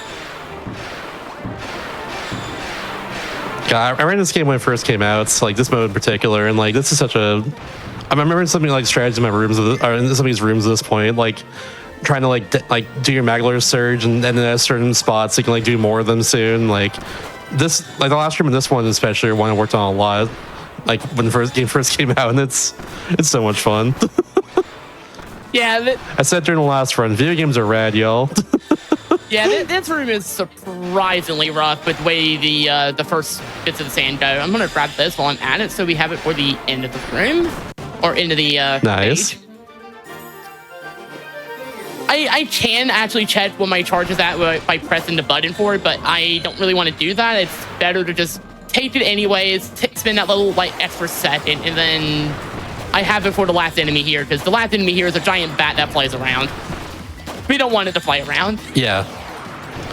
Absolutely worth it for that.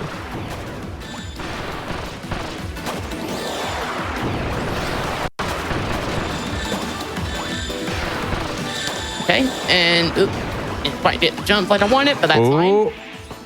We're good. We got there. And there we go, we're done.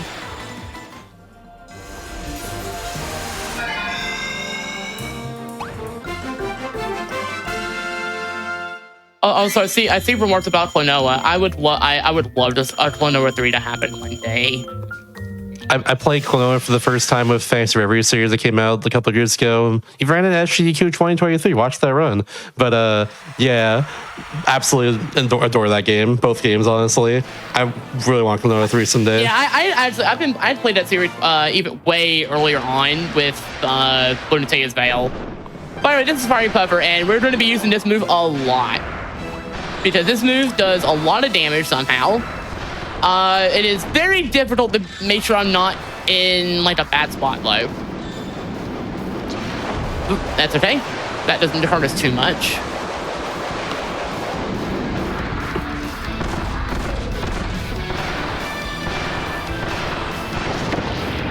You know what? I'll take it. That is fine as long as we don't take too many other hits, but I don't think we will. This attack is nigh impossible to dodge, by the way, if you don't know how to actually do it. Thankfully, I do know how to do it, so what we do is we just dash through him and then kind of blow over the fire. Like that. Very nice, very nice. And this attack as well, we're just going to duck. Oh, you just ducked that? You just ducked it, and you were safe every time, it turns out. Interesting. I did not... Never expected that one. I didn't know that until somebody in my chat pointed it out, and I was like, oh, that makes this way easier. That's awesome. Very nice Yeah, fight. very chunky boss, very hard boss if you don't know how to deal with it. Because the first time I ever did low percent at all, I remember that one taking me a few tries. And it was mostly because I didn't know you could dodge, so I would charge that attack, and that thing does a lot of chip damage. You still lose like a fourth of your health from it. Also, thanks, Fruit Fragment, for the one attack that we won't really be using here, and one ability that we'll be using actually quite a bit because it's very handy. So our air dodge now is the dimensional advantage, and instead of doing that air dodge, we just disappear and we can move around.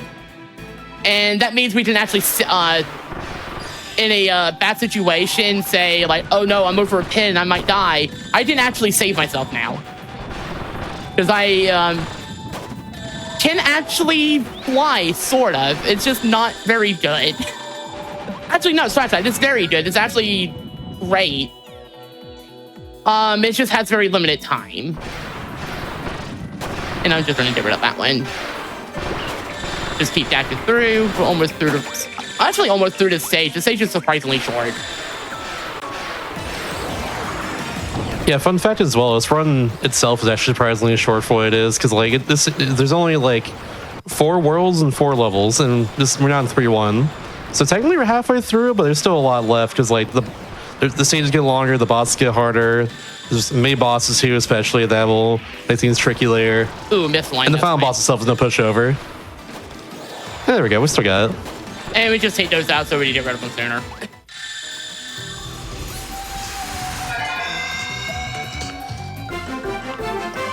Yeah, very short little side mode, but very fun one, honestly. Like, it's got a fun speedrun, even low percent. Like, it's a great time too, but it's a hard challenge to say at least. I think 80% is like what, like good. a half hour?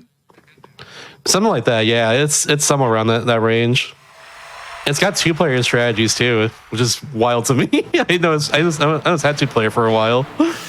Yeah, the funny part is you can still do 4 players, except everybody's Magdalore. We're not sure what the deal is with that. We haven't been blessed with the Kirby lore. TM doesn't understand that one. Maybe someday we'll understand why there's 4 Magdalores. Magdalore is 5 of his friends. Their names are Magdalore, and Magdalore. Names are Maggie, Lore, Maddie, Lore, Maddie, Lore, and Magobo Lore. Magala Lore? This has been just completely mispronounce it. There may or may that's fine actually, because we won't die from this. So yeah, this is welcome to Magic Bulb again. We're not going to do anything. We're just going to sit here, let them do their thing. It's fine. It's fine. In fact, I can take this moment to show off that you actually have taunts in this game with the right stick. So you have that. You have him scratching his head, looking at his hands, and looking up at whatever, like that. Great timing for that. I wasn't even trying to go for the time, and it just kind of wrote itself into that. Yeah. But yeah, in particular, I know there's a water Gaboros fight there. Oh yeah, so that actually just skips that entirely. Yeah, we don't want to deal with the rest of this. There's a water Gaboros at the end of it after everything else, and it's way slower than just letting them blow it up for us. Mm-hmm. Again, for limited movements and powers, like, yeah, absolutely just faster just to wait there and let them blow it up. Yeah, I think even 80% lets some of them blow up. I shouldn't know that. That's I may have to double interesting. check that. It's been a hot minute since, that was totally weird input, but at least we're fine. It wouldn't shock me if it does at this point, but like, yeah. I'm not entirely sure myself, I haven't run in a while. And I'm just going to use this so I need it back up here. That way I don't have to wait for the platforms. The platforms are safe, but the platforms are very slow, and dimensional advantage is very good. So why Speaking of would slow, I? this is actually this is the only auto scroll in the run as well too. Yeah. So do you mind if I say a couple announcements yeah, here? Go for it. Heck yeah! If y'all missed out any of our Hotfix shows here, including Do None of the Things Tonight, or events like Back to Black or Frost Fatalis, check out the VODs on youtube.com/GamesDoneQuick. Particularly our shows are uploaded like a week after the fact, so if you missed a VOD for this one, check it out like a week or so on the YouTube channel. But yeah, if you want to see more Hotfix, you can go to GamesDoneQuick.com/Hotfix to check out this season's lineup and check out the schedule for an in-depth look at this week's runs as well. That's also pretty cool. By the way, I think after this was, as usual, parallel universe, so look forward to that. That's always a great time. by the way, shout outs to those cannons, and we were saying way away from those because no, thank you. Yeah, we're not nowhere close to that. Yeah, it's way easier to deal with the Gordos because we can just sit on like one side and they won't get us. Those we don't want to deal with those. Those will definitely get us, and just like dodging them. I'm gonna kind of move myself here to land on this and drop a bomb there. Get rid of that chili. Drop one for that chili. It's a fun fight to optimize, honestly. Just all moving platforms, moving around, all the tools you have, like dropping bombs and shooting things upwards, like all around you. Like it's pretty cool. I like this one. Makes it all really worth it, I would say. Oop, one more. Sadly, I don't have the charge, so I can't actually beam attack it, but that's okay. Because now it's There we hard. go. The unfortunate part now is you have to like float all the way up to get that guy in the very top right corner. Yeah, There you go. that last one. Just that one last attack gets sucked. done. But it's fine. Boy, am I glad that I'm out Get here. out of the and corner. cannons are Stop in camping there.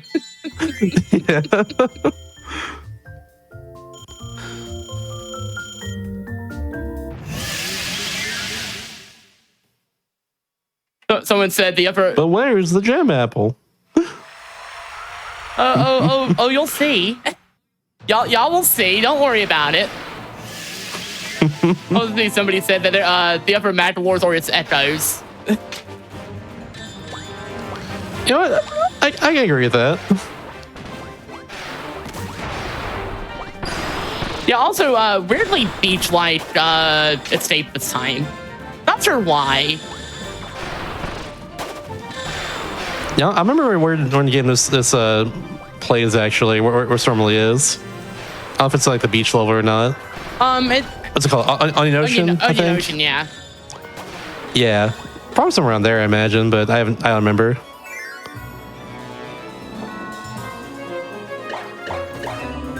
Hopefully, funny just nice hands on. Honestly, that was a perfect go. Oh no, that was a joke. Whoops. Yeah, that was a Scooby-Doo reference. Well, I know what the caveman. Yeah, that's what it's from. Whoops. Oh no. Whoops. Ay. Ooh, Mad War Smash would actually slap. It'd be really cool, but I hate dealing with side B, which is the Bangalore Surge. That'd be That would broken be for the sure. side B, wouldn't it? It would be, yeah, easily. It would either be that or it'd be the dash attack. Or his dash I attack. can see it being dash Yeah. easily. Shout out to this weird one for Parasol, and I'm just gonna kind of let them come down a bit, and that should hit both of them. Oh yeah, obliterated. Like Exodia. If Exodia was edge-shaped and slightly torn up. Yeah, exactly. I got Yu-Gi-Oh in the mind so much right now. I referenced Yu-Gi-Oh during the last run too. Whoops. Nah, that's what it does to you. It really does. It's fun. I don't know. Meanwhile, me, who's only played Sacred Cards, and even then only as a speedrun. Valid. So how do you feel about monkeys? I think pretty cool. Yeah, so we have to arrive at home, which is now he's got water. And now he's Parfait Porion. He's staying hydrated over here, which y'all should too. Drink a water right now. Yeah, unfortunately, he's also in the business of dihydrate. Oh no. That was weird. That doesn't usually happen. Ooh, stretch your arm. Yeah, also very tricky arm. he's gonna do that. Oh, he's gonna take me out because he actually does a lot of like instant transmission stuff. He's kind of a big go-to joke. For Like, real, what the heck? he even knows Super Saiyan just like the Goliath does. It really is. Look at his golden watery hair. Yeah, That's and then wild. he does like the DVD menu as a Kamehameha. True. Okay, I'm gonna play that one a little bit safer. That's fine. I know what he's doing here. He's gonna bounce around and then he's gonna teleport. And I'm gonna dash away. Nice. Should be in close to having. Yep, there it is. And I'm just gonna pop it now so it didn't get some extra damage off. Might as well. I was a little laugh if we used that attack too. Oh yeah, that's the best part. Especially if you like actually kill the boss with it, he'll just kind of the music will stop and you'll hear the diddle. It's great. Little tee. It's like, yeah. Oh, did I hit you with the beam? Did you just go boom? Ah. Oops. Did I do that?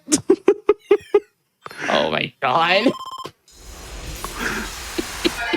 Thanks, Maglor. Very cool.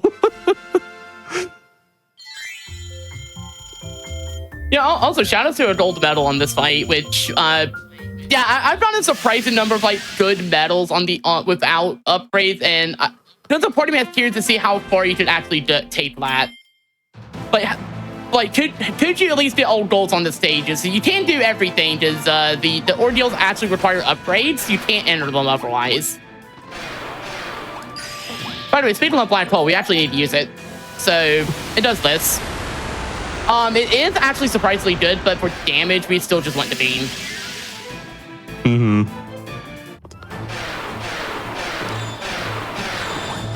Yeah, welcome to the final area. And this stage opens up with this, of all things. Still a lot of Maglor surges right here. And a lot of enemies in your way, too. And those hammers from that one Kirby 64 level. Oh, those are from Ed Engines. They're Never they're mind. from this thing. But they got the vibes, They though. do have the vibes, and they definitely play on that You later. gotta think of the vibes. Yeah, they for do sure. play on that later. Don't worry. We will have factory moment. And this is also like a really great moment for the vanish move, because you just watch me fly up that way, and kind of not have to worry about a lot of the way the game wants you to actually do this.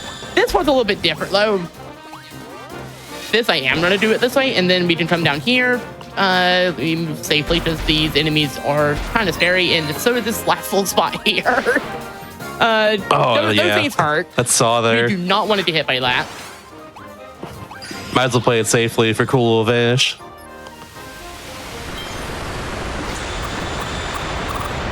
And thankfully, we do have food right at the end, so I'm just gonna grab that real quick and then dash back through.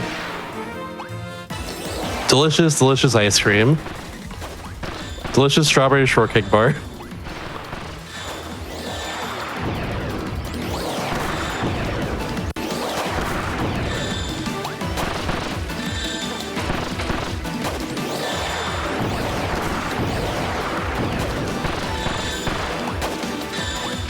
Yeah, I didn't want that to hit me, please.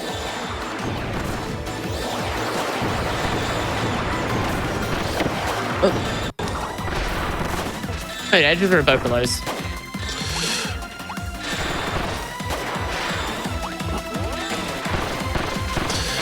It's being so pesky right here. Come on, get out of here. Come on. That's fine. There we go. Nice. I'm scared you like get hurt by the spikes down there at that point. Yeah, this stage is terrible if you mess up and die. Because again, you have that rush, and then you have to do everything else I just did, like getting that key, going through all those doors. It's a whole sequence. It's definitely a whole thing. Like having to redo all those rooms and also that fight too at the end. Like, sheesh. Yeah, and it doesn't really get any easier, to be honest. Like 4-2 isn't going to be like much easier now, because again, the game is really expecting me to like be honestly probably close to max power before finishing this area. And yeah, we are exactly as we were when we got here in the first place. And I'm just gonna vortex up here. I don't know why I called it vortex, but still.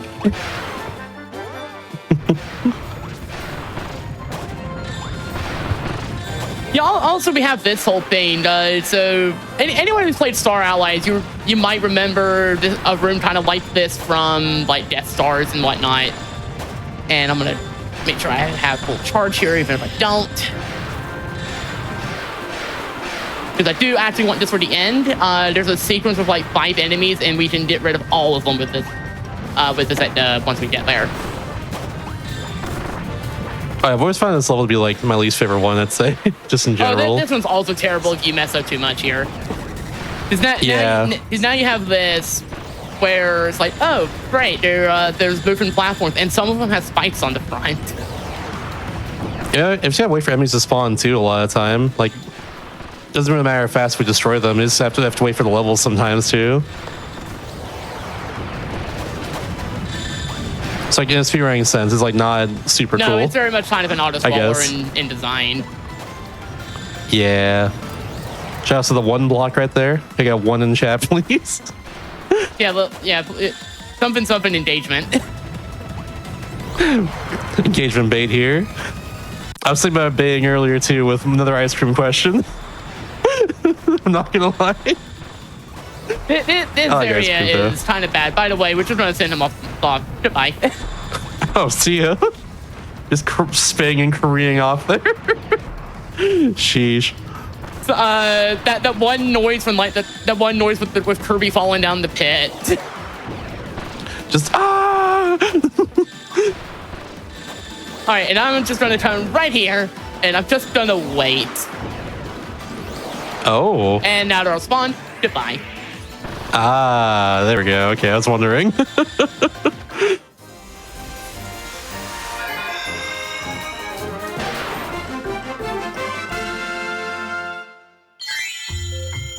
The bad part on my splits that ended up being slightly slower, but I think that might have just been movement based. It is, however, cooler. It is very cool. Can't contest that one. but I'm gonna be honest. I'm between fast and oh no, we'll leave that stage. That's fine. Nah, it's fine. We can just leave. Yes, I'm sure. We did the show off what happens when you leave a stage. He just comes back, does that. Here, Like what? What happened? Yeah, I'll just slide so I don't accidentally do it a second time. By the way, speaking of boss rush, Time for it's time for the boss rush right now. this is actually Which run like this where you have no upgrades. This is gonna be really hard. actually, it's not that hard at all, and honestly, it's actually really cool. Ooh, hold on. Spicy. So we have like 3 mini bosses, and we start with Moundo. I'm gonna just kind of do this. He's gonna move. Oh, that was a misinput. Ooh, that actually works out. That gives me more time to maybe. Nope, that's fine. Oh, yeah. He just does that. Can't hurt him during spinning there.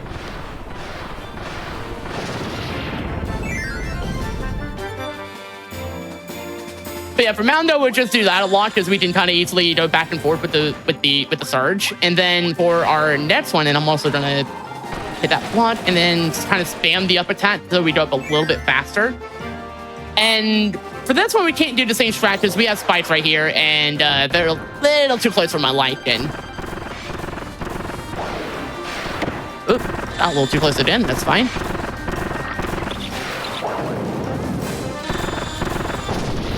And there we go. That's Gaijin Edge with a lot of bombs, and we have the beam ready for the next one. Because now, kind of the hard part about some of these fights, there's the fact that like Magolor kind of drifts a little bit forward. We try to stop with them sometimes, so it's hard to like completely stop in place and just start putting bombs down and doing their attacks with that. Now for Bonders, this is gonna be a fun one if I knit the quit kill.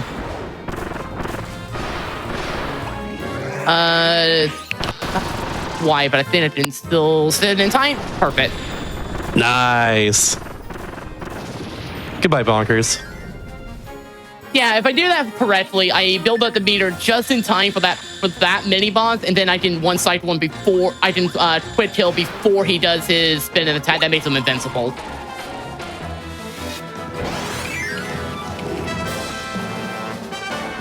And then that's it. We have the last magic bubble of the run, and these Sir Kibbles are just gonna vibe. Thanks, Sir Kibble.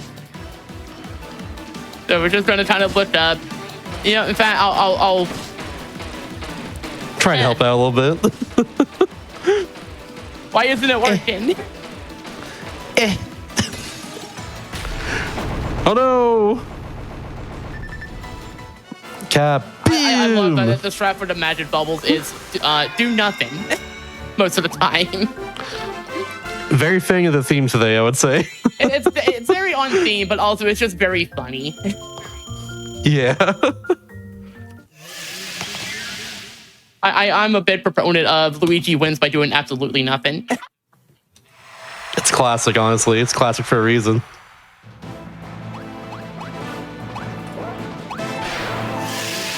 And now for our final escape sequence. And this time it's in a factory, and that means we have this thing. Yay, the Crushers. It's another stage I remember trying to route out like for a while when I ran this. Just get these cycles here. Oh yeah, the cycles just for this are absolutely wild to actually do. They're really cool. And also really difficult. Unfortunately, not always possible with level 1 Magolor Surge. Oh yeah, but that's okay. oh yeah. By this point, you would have like a really strong surge, and you could like chain them together. And oh my god, the way Magolor moves when you do that is very cool and very. It's so cool. It is an absolute spectacle. Definitely like. Definitely check out like an 80% run of this sometime, because it's really neat for different reasons.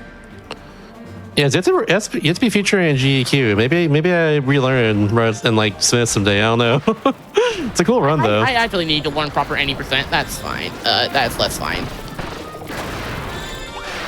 It's a fun run for sure.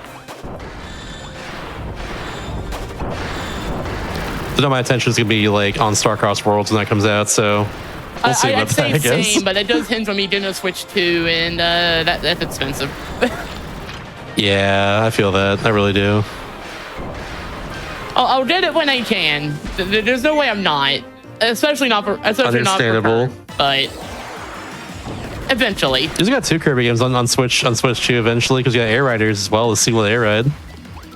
That's also great. That is still the wildest thing to have announced. It's like, oh yeah, Air Ride 2's happening pretty much. and Sakurai is working on it too, like the head honcho. Oh, that was very kind nice. Of level. Yeah, it was sick. Sometimes panic creates the best strats.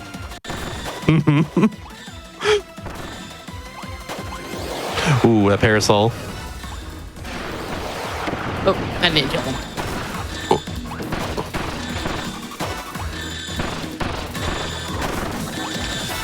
Yeah, there's an enemy that's new to this game, by the way. They give you the robo power normally as Kirby. Yeah, but shout outs to Metroid Kirby. Yeah. Metroid Kirby is actually kind of cool. Or yeah, Mecha Kirby. Thank you. Yeah, they're kind of like the Robot Light, I guess, if you're familiar with playing Robot.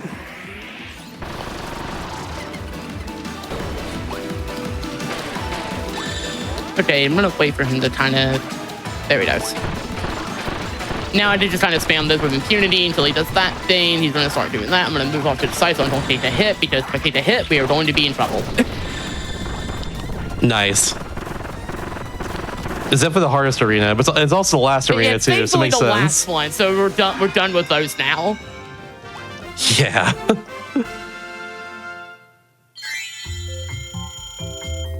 Also, I don't know if we pointed it out too much, but when we get back to the overworld here, look at the top right of the screen. That's where the shop is. We're supposed to be using to upgrade all of our abilities and stuff. And we just don't ever press that button to ever see what we can upgrade and use and everything. Oh, yeah. Magolor's magical skills, and no. Nope. We don't need magical skills, if I actually. press Y, it would actually take me to a menu to let me upgrade those with the magic points we've been accumulating, and we're not doing that because that's not what we came here to do today. Yeah, other categories do that, of course, but not this one. We don't need it. Oop, that's fine. And every boss is also an upgraded version of the boss in the normal mode of this game. Play as Kirby, of course. But yeah, Rampage of Demers, hard version of the Sphere Demers, like that fight in story mode.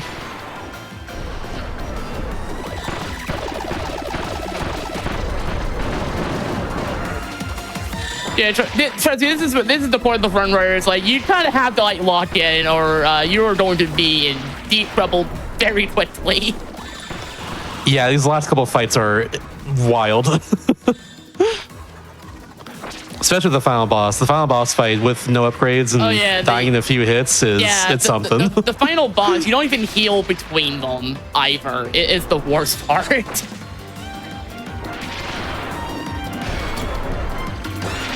Oh, you don't? Yeah. Oh my god. I just processed that. What the hell?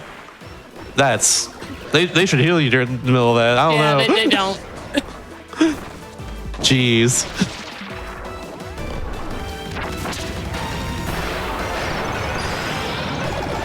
Ooh, is that your health for? Oh. That got him. Okay.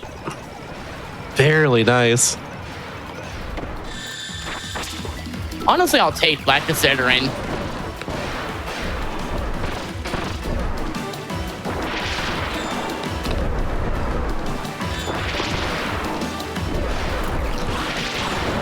Yeah, one of the cool things about like challenge, like low percent runs like this is just like having a lot of knowledge about the game, and especially boss fights like this, so knowing where to stand like between phases, and between attacks, and make sure you don't get hurt or he's hurt as much. And it's very cool to see stuff like that. It should. Oh. Play it safe. Play it safe. We got it. Nice. There we go.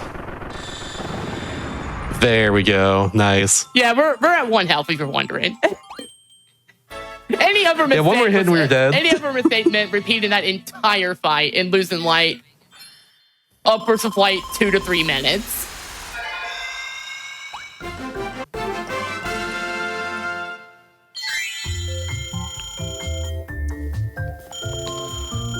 Now we got the final 2 bosses right here. We got the gauntlets. Yeah, Really? we got the real. Now we're in the real part bit of it. Upside, we can upgrade our abilities. Nah.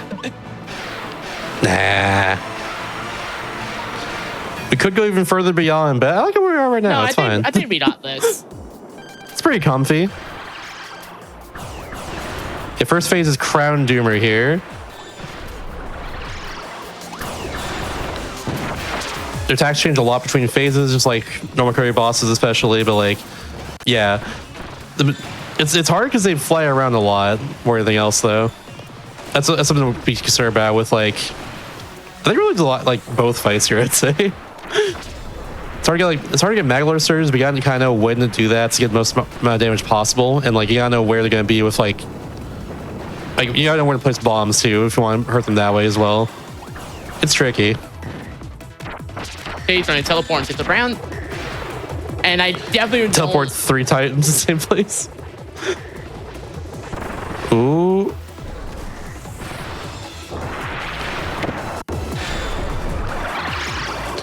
Yeah, like Soul mentioned earlier too, you don't get healed between phases, between like both like final boss fights here, so we have to make sure not to take a whole lot of damage. Yeah, taking 2 hits here is a little less than ideal, but we should be fine if I don't take too many more hits. And now I'm just gonna move off to the side. This can't hit me otherwise.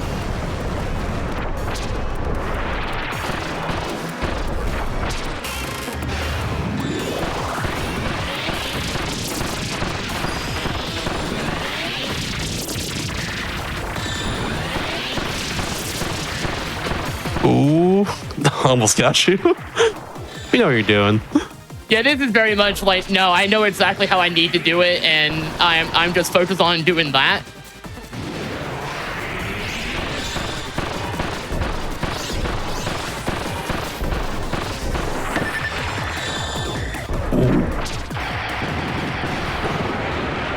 Perfect. Nice, nice. Okay, that's not good for your next fight, but we'll make it work somehow. I believe. Play it safe if you need to. Sometimes you gotta go slow to go fast. Dude. So here's Bibliac or Wispy Woods. Right here. Yeah, very much. Be not afraid, if you will. Yeah, very much. Like, this thing comes down, you're just like, what on earth? Yeah. And I'm gonna say here so that one doesn't blow up and hit me.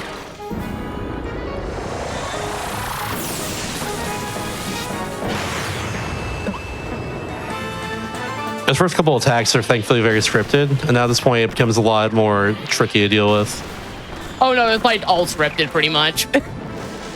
Oh, never mind. Hell yeah, like let's go. This fight is completely scripted in terms of like what happens when.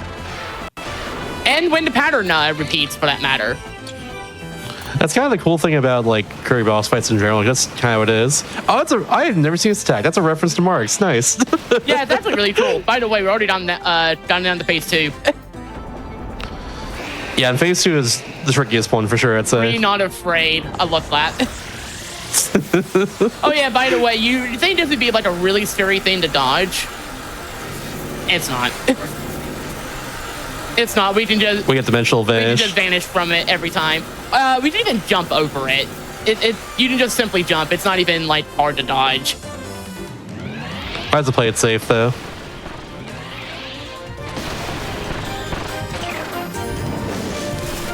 Alright, he's gonna fire 8 leads. I'm gonna just kind of move off here.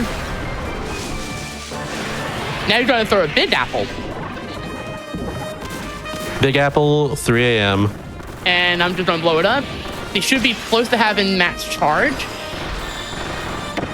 Nice. Oh.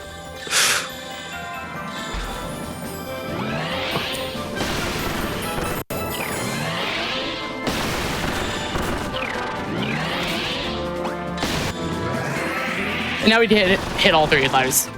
That's why I want that.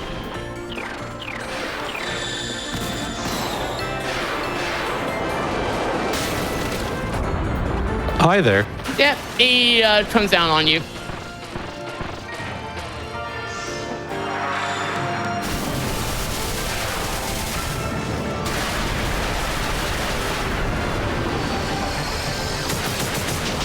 I'm gonna just vanish it through the red splat. There we go.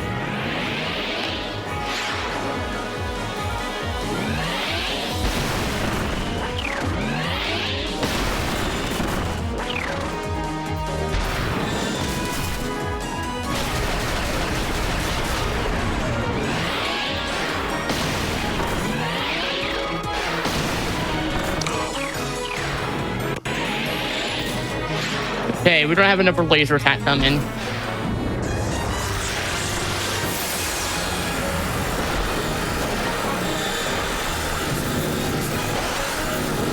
Right. Gonna do 3, and this one's gonna have to do top and bottom. Not that it matters. Okay.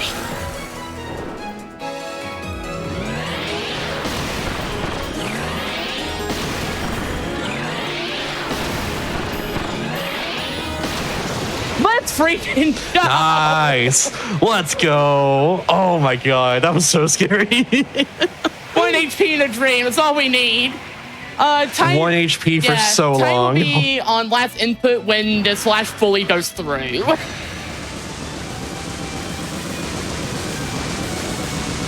And time. GG. That was impressive. That was almost a 2-minute PB. Nice.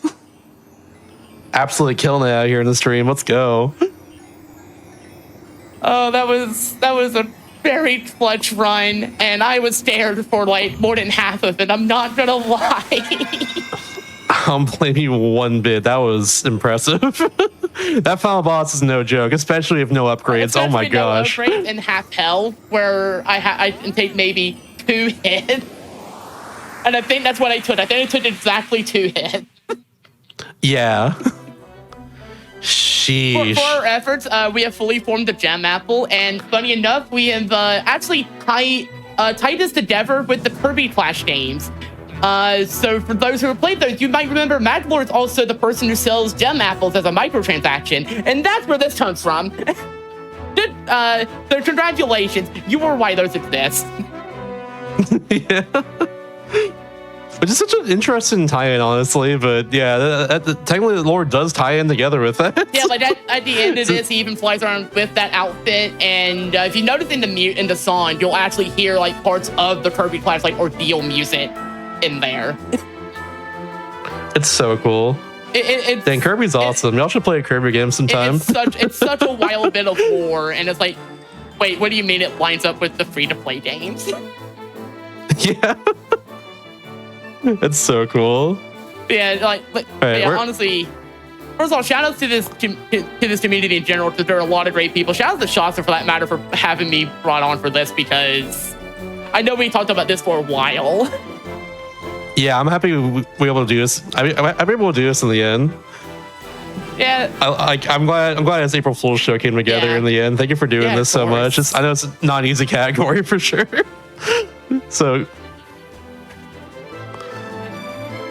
nah, you're good. It's fine. Anyways, you're totally good. Yeah, as for where you can find me, twitch.tv/BeingQueenSoul. I do a lot of platformer speed running. Mostly Kirby. Kirby's a big one. But I've been dabbling in Metroid also. I've been running Zero Mission and Fusion 100% lately as well. I'm also going to be doing Fighters 2 story mode for KSOR this year, or yearly relay. If you're curious about that, definitely just kind of keep an eye out, because one of us will probably be talking about it. Yeah, I'll be talking about it for sure, because it'll be on my channel. My part of it at least, but yeah. So yeah, look forward to that. But yeah, that being said, though, we got one last little run here, and I'm doing it actually. I'm doing the final. I'm not doing the thing, but I am also doing the thing. You know, I'll be doing a run I learned about a couple hours before I started the stream tonight. Like to the past 8%. So okay, yeah. Let's see it. Yeah. So stick around for that, and after that, of course, that Parallel Universe. So yeah. But we'll be back in just.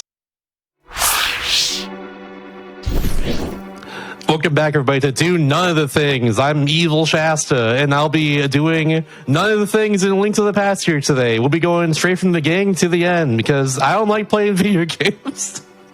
But to further emphasize the whole theme today, I decided we should probably do a run where not only do just like collect nothing or like, you know, do nothing in the game, but we're gonna also just, you know, beat the game after we start. I feel like that really rounds out the theme super well. So I actually learned this category a couple hours before we start the stream tonight. So this is a very fresh category for me. So yeah, let me go ahead and erase my file so we get back to the beginning here again. Go ahead and, of course, do, you know, this. Just like that. And that being said, I am ready to go. So 3, 2, 1, go. And yeah, it's a very easy category to learn. Shout out to Psycho, SCYKOH on YouTube for making a tutorial on how to beat this game in under 3 minutes like this. I'm not sure we'll get under 3 minutes here, but we'll see. But yeah, very broken game to say the least. Very cool game though. I never actually beat Link to the Past until I did the runs earlier today, so there is that. I think I played the GBA version a long time ago and got like to Moldorm, and I think I beat Moldorm, but then just like did nothing afterwards, something like that. Also, I forgot to mash A there, so that's cool. Anyways, I'm gonna throw his bushes over here. Just gonna go right down over here. Do the usual intro stuff, no problem at all. Nothing to worry about. You know, one of the most proclaimed, one of the, you know, highest acclaimed games on SNES and in general of all video games. Like, huge turning point in video game industry. This game right here, invade a lot of stuff, like how the adventure game genres, you know, just how it goes about in general. And we're just not gonna do anything. But yeah, we got the sword there, and we're gonna go right over here to the castle, as you do. Gonna slash these bushes and deal with the final boss this run, aka these 3 guards right here. Hopefully we can get past them, no problem at all. This time at least. So we're gonna go right over to this ledge up here. I don't know why this works or what this even does. I just know you do that, save and quits, and back out. Back to the main menu, go back in. You're right over here. Right where you got the sword from your uncle there. He's mysteriously gone, don't know why, but yeah. Now we're just gonna go right back to the castle, no problem at all. Hopefully avoid these 3 guards right here. This guy is right over there though, oh no. All right, we gotta go around the long way then. My PB also went around the long way, the PB I got earlier today. So one of these days I'll hopefully get a run that doesn't do that, but you know, can't do anything about the guards.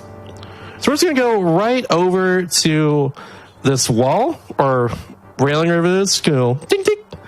Then this guy's gonna hit me, and I'm in the wall. And I'm just gonna go a little bit over to the left, like that. Just gonna keep pulling up, no problem at all. And as soon as it transitions, I hold right. And as soon as you don't see Link on the bottom screen there, we hold up. And yeah, I'm just gonna keep holding up for a while. Just gonna keep holding up. No problem. Just gonna keep going. That's where like Agnem, I think when the boss supposed to be there, it's like a shadow. It just kind of spawned in, but they're not there. They didn't show up to the party. It's whatever. Just going through, you know, all these different rooms. There's like a hole you could probably fall down at some points. Oh, here's Ganon right there. Just gonna keep going up here, and hey, look, it's Ganon. Oh no, he's throwing thing and time. And that's the run. We did none of the things. We could have had an epic adventure. We defeated many bosses. Went to the light world. Went to the dark world. Saved Zelda. Could have done all that stuff. But no, we in fact did none of the things. And I apparently got a 306, which is there's ties by PB I got earlier today. So cool. Submittable. Hell yeah. And that's it right there. That's a link to the past 8%.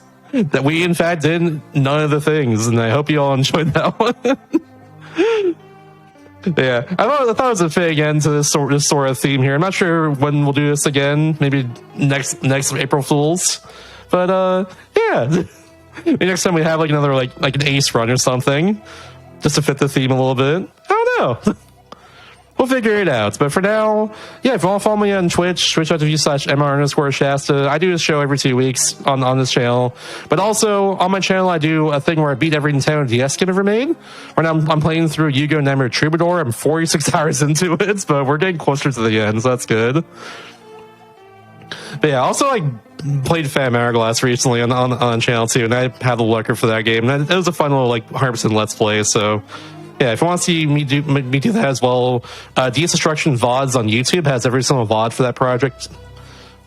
So, and also do occasionally speedruns like this. Not this one, but like other speedruns like Metroid Fusion earlier, or my Metroid Monterey's Wario Land 4. Kirby Super Ultra, I'll be running that for Midwest Speedfest next week. That's another one. But yeah, if that interests you, drop me a follow for sure.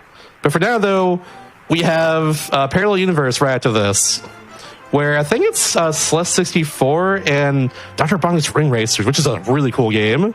Both the games are really cool. Yeah, stick around for that. I'll see y'all in about 2 weeks, or in a week if you're going to Speedfest. Have a good one, everybody.